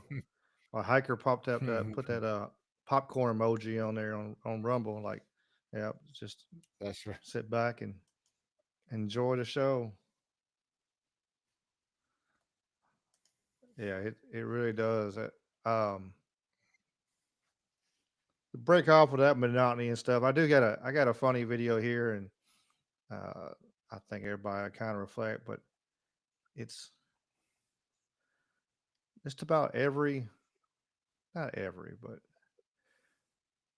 this poor young man, he's learning life lessons real early here. Babies wear diapers, and I'm not a baby. And you're wearing a diaper. Well, babies wear diapers, and you're wearing a diaper. Well, I'm not a baby. Yes, you are. No, I'm not. I meant you're wearing a diaper. I'm not a baby. You're wearing a diaper. I'm not a baby, though. Yes, you're wearing a diaper. Well, I'm not a baby. You're wearing a diaper. I'm not. Well, I'm not a baby, though. You're wearing a diaper. You can't say but. That's a bad word. Well, I didn't say real but. Just because.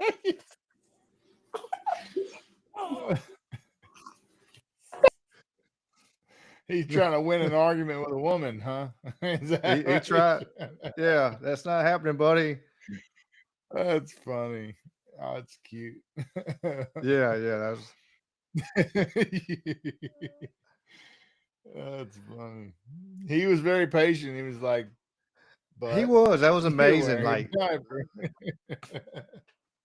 he was like, I'm not calling you a baby. You're just wearing a diaper. And you just said he's going to be a great debater because, yeah, he was like, or a lawyer. I mean, he was like, I didn't say that. that is a future lawyer right there for sure. I didn't say all animals were dogs. I said that dogs were animals. He was very clear about that. Oh man. Yeah, I had this one pop up on me right after the show. It was funny. This guy's all kinds of animated. The fucking snakes are back! Sorry, I got an awful fright. Poor St. Patrick's work has been completely undone. Snake found in Ireland as fisherman stumbles upon a strange whistling serpent. Why the fuck is he whistling in my country? The cheeky little cunt trying to act nonchalant. Like he's trying to avoid small talk at the office print. This country has enough problems on its hands. The last thing we need is fucking wildlife. We have to listen to all this shite. Oh, conserve wildlife. No, conserve a little bit of wildlife. Most of it can fuck off. Scorpions, what are we doing with them? I don't see anyone fucking riding one to the shop. They're just evil little cunts with a load of legs. Well, there's a 4-leg limit in this country. Cows and sheep. That'll be all, please and thank you. I don't want Ireland to be like the Amazon rainforest. You walk outside your door and before you know it, you're fucking ate by a fish. Follow me, I'm delicious. The fucking snakes are back! They're back. Yeah. That one there had me laughing. He's just all kind of excited. Here's a little baby. And this video here, this video here is like all the storms and stuff we had. It's some wild video. Let me bring the volume down a little bit. I won't blow nobody's eardrum out the side of their head.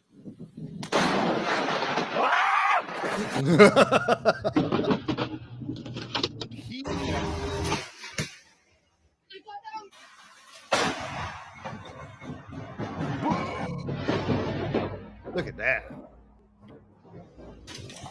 Wow.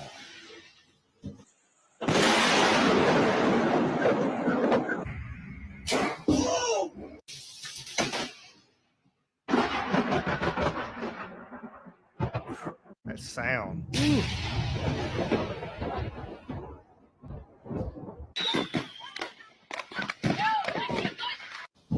God.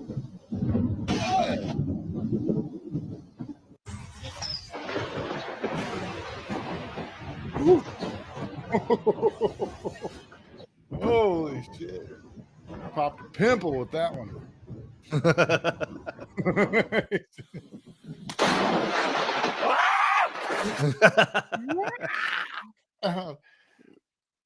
Brother, listen, when I tell you the other night, oh my God, it was traumatic. My wife and I, it was 3 or 4 in the morning, and I got these things on my windows that, like, if you bang the window or break the glass, they start shrieking, like they go off high pitch. And this fucking lightning bolt and thunder, it cracked so hard.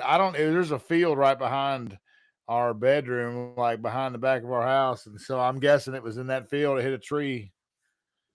It was so close. It set every one of those fucking things off. The whole house was just shrieking with those alarms because it hit so hard. All the dogs was barking.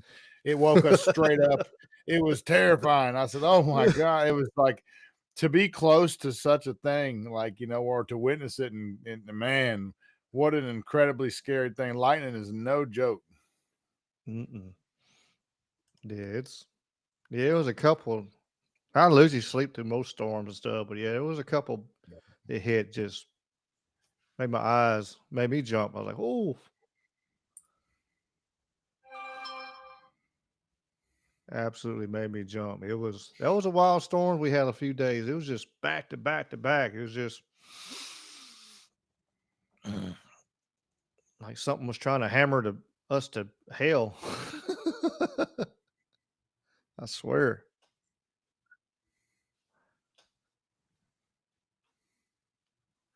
Absolutely trying to hammer us to hell.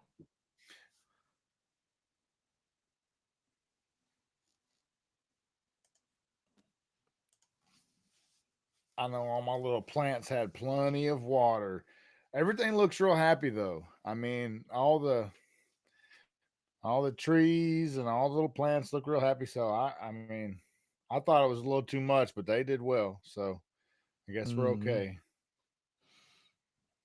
Yeah, hopefully. I mean, I know it's supposed to maybe rain like tomorrow and a little bit maybe, but hopefully it don't. Or if it does, just a little bit. That way, give a chance for the water go down. Yeah, just a little bit, if anything. Right, I agree. That's I was hoping not for much tomorrow. Yeah, we go across that Coldwater River and stuff, and she's mighty full. Damn. Mighty full.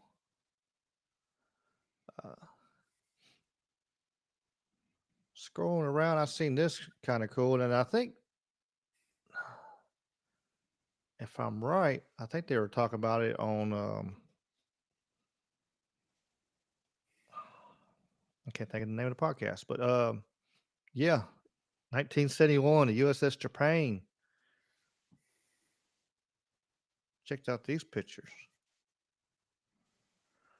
and I checked it.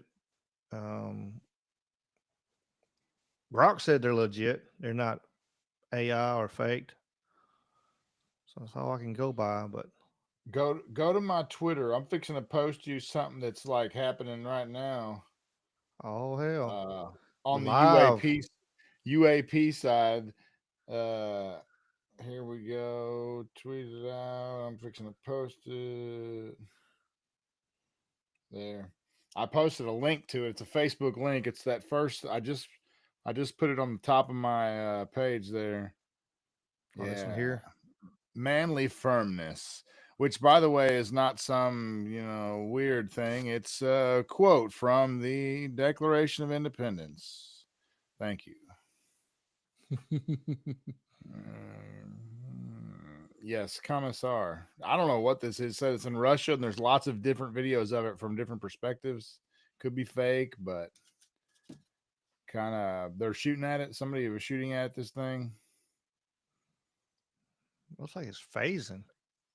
It's weird. I was like, yeah, it's got phasing like in and out. Like it truly is phasing in and out. Like, that's what a lot of, there's lots of theories on, damn.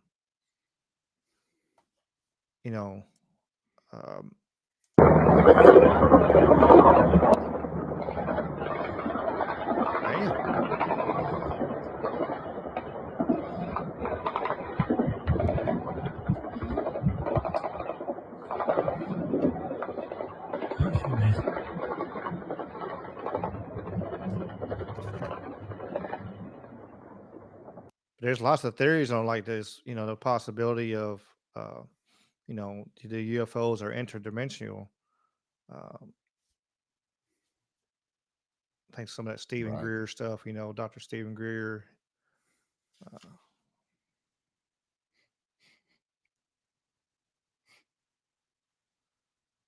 Which, if you believe what Stephen Greer's got to say, but I know some people don't. Some people, to each their own. I do understand why it'd be hard for some people to, take people serious when you're getting paid to say stuff,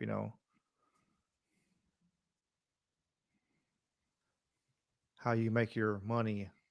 Which, I think he was like a doctor already, so he had plenty of money, but how he makes money going around and doing his events and documentaries, and if you're making money off of it, it's kind of like I always like Bob Lazar. He don't have a line of T-shirts out. He's not selling supplements. He's not doing none of that. He's he stay pretty steady to what he thinks, and unlike other people are making money off of a lot of this stuff. And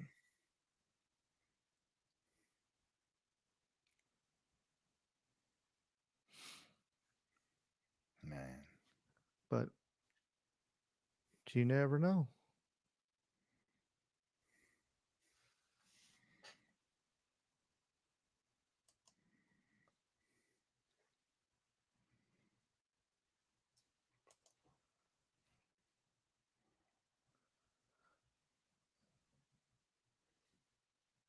I could see that. James in the chat said he saw the blue lights he saw. They were just lights, no craft visible, but also there was a sentience presence from them and telepathic contact. So yeah, he said he definitely don't think it's all nuts and bolts. I mean, it could for sure. I mean, I've heard so many stories like that.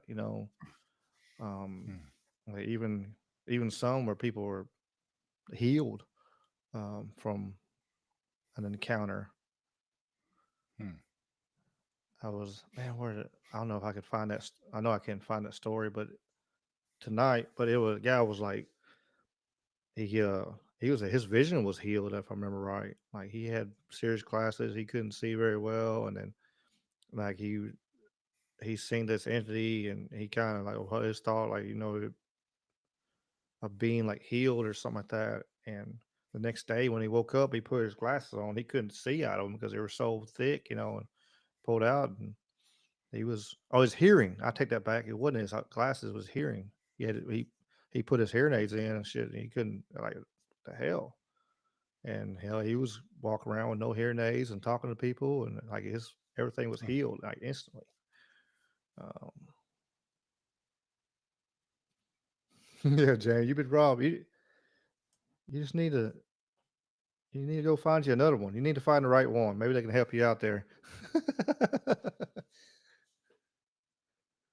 But it's wild stories out there for sure with with the UAP, UFO,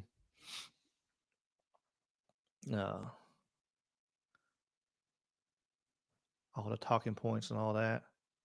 Absolutely wild stuff.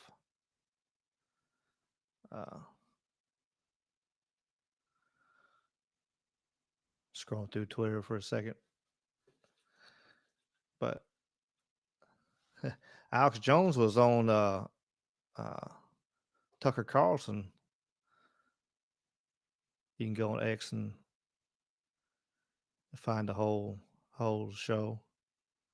But that was pretty interesting conversation. You can sit through 2 hours. I like seeing Alex on like Joe Rogan because Joe Rogan bring him down and calm him down and keep them focused. Because he does get kind of ADD and shit.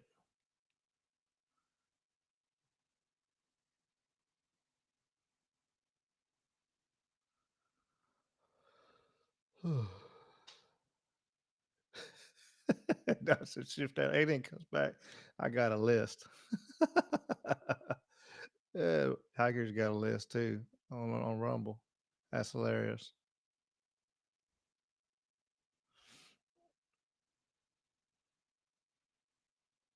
Let me share this right here and we'll get a laugh. It says Donald Trump looking at China right now.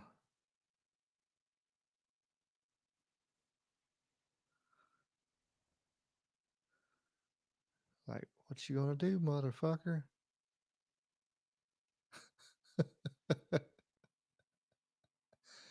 You gonna take that cheeseburger? An old Pulp Fiction.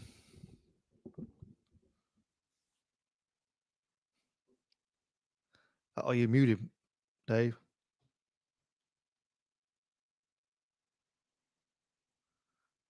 Dave, you're muted. Oh, I had to cough a minute ago. That's good. That's good Samuel L. right there. Hell yeah. Say what one more motherfucking time. Hell yeah. Oh, hell, I guess we could probably wrap around there. You got any shout outs for everybody today, Mr. Dave? What shout outs do I have today? Just to our chat and of course to Jamie and that cool business that him and Whitney are building. Shout out to all the guys down at All Heart Jiu-Jitsu, the merger, big team taking shape now down in Coldwater, Mississippi. So something to watch. Shout out to all those warriors. And other than that, just all of our supporters and fans and friends and colleagues that have their own shows. Shout out to those shows and just much love going all around. It's been 40 shows, really cool hallmark, and we're still going. So shout out to us, man, and to you, sir. Appreciate you being here, and appreciate Jamie, and I appreciate all the chat. They keep coming and they keep bringing extra people. We had people pop up, hadn't seen the show before, and first timers. I know we had a few first timers tonight. I'm sure there's several more that was lurking in the background, but I know that popped up in the chat. So I appreciate y'all for keep coming back. And like Dave said, this is number 40 of our live, and we're not slowing down no time soon. Oh, poop. Before we go, I had one more thing. I knew I had something in my head, and I'm glad. Before we go, I want you to show everybody this and see what everybody thinks on this right here, and throw it out there.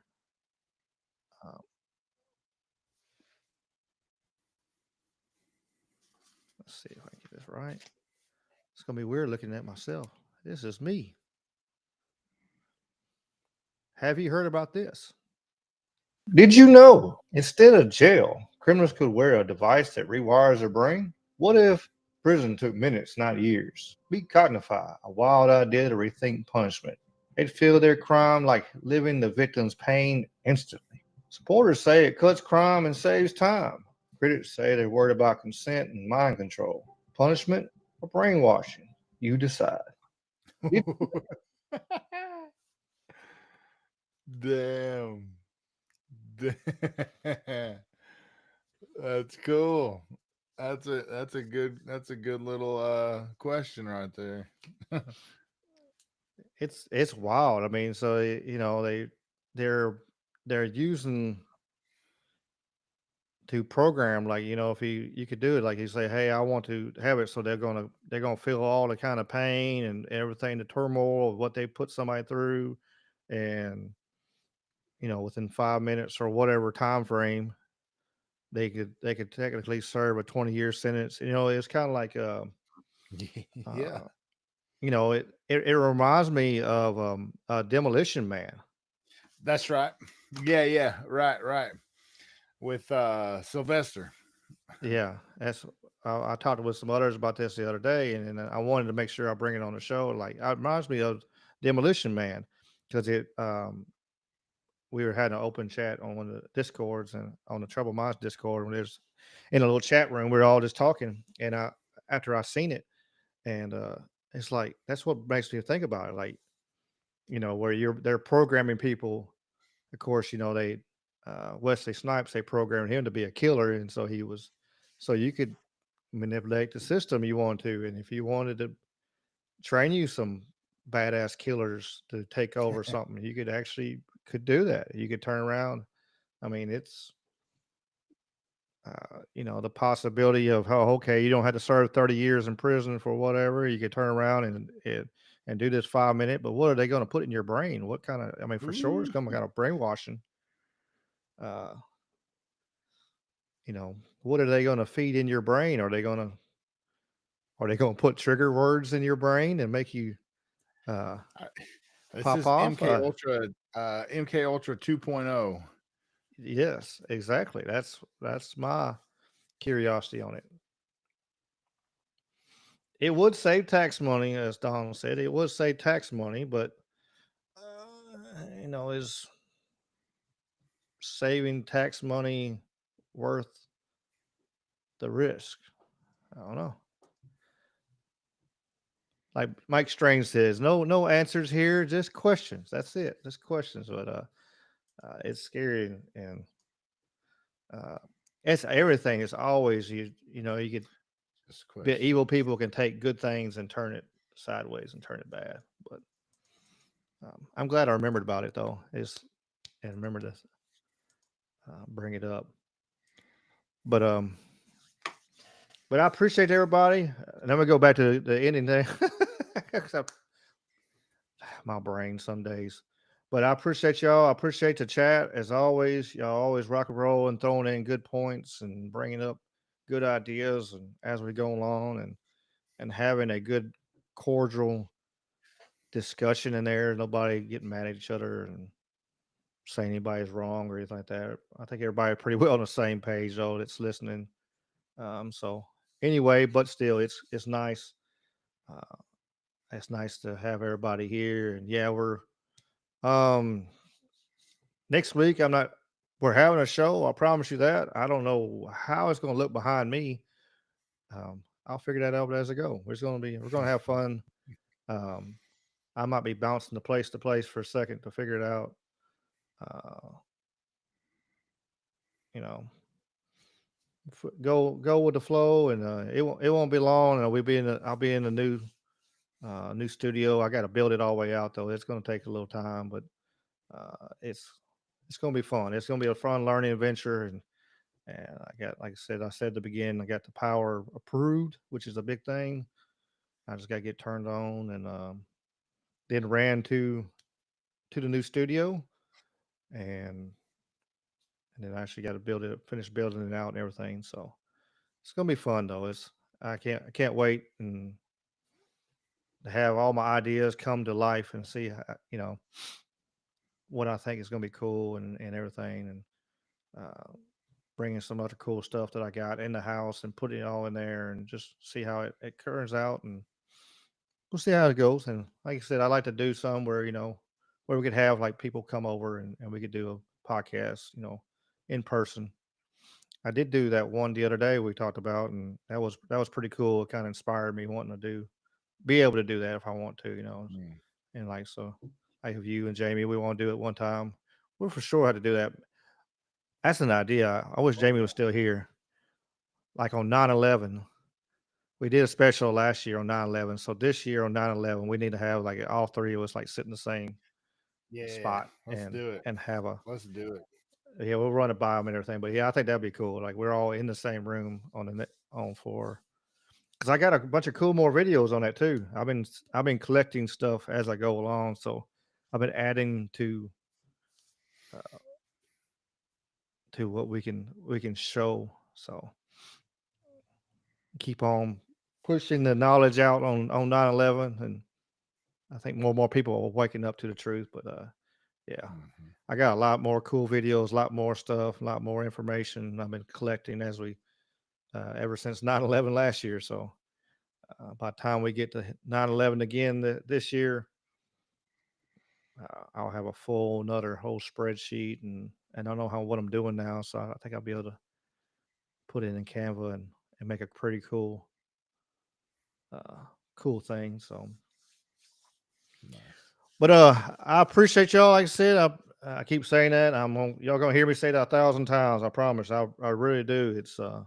It's nice to know that people enjoy what we're doing and enjoying the content we're putting out, and we're gonna keep it growing. Check out we're on the Spotify, we're on YouTube, Rumble, across all your favorites. You can check us out on there, Apple, Amazon, anywhere you get your podcast, you'll be able to hear these shows. Of course, after the fact, most of them, live is only Rumble and just a few Twitch and a few others. So, and then check out the Troubled Minds Radio Network. The shows are syndicated. These shows aren't syndicated on there because it's not on time frame radio time. I didn't want to do that. Like every 24 minutes, had to stop and take a break for commercial break and stuff like that. I rather run with it and just put it on the YouTube and stuff. But all the other shows are on the commercial is on the show. So all the pre-recorded. So check that out. Lots of other crazy shows, like South Sea the Paranormal, Troubled Minds, and there's a bunch of amazing minds that y'all interact with every day. Every time you come on the live, you interact with the same people, a lot of the same people. So check them out. Buy you a shirt. Help me out and buy a shirt. I want to see somebody buy a shirt, and I want to see a picture of it. Send it to me. A Discord's coming soon. I'm gonna do that. I actually have it, but I'm tweaking on it. So when I'm ready to release that, I'll have a Discord so we can actually, like, all of us come together and talk and everything. We'll have a place that we can share stuff and make everything even better. Oh hell! I gotta get a shirt for Mopar. Yeah, we gotta get matching Yeah. shirts, man, with the Elvis ribcage. There you go. But appreciate y'all, and as always, y'all keep on keeping on, and the peace and the chicken grease. Y'all be good.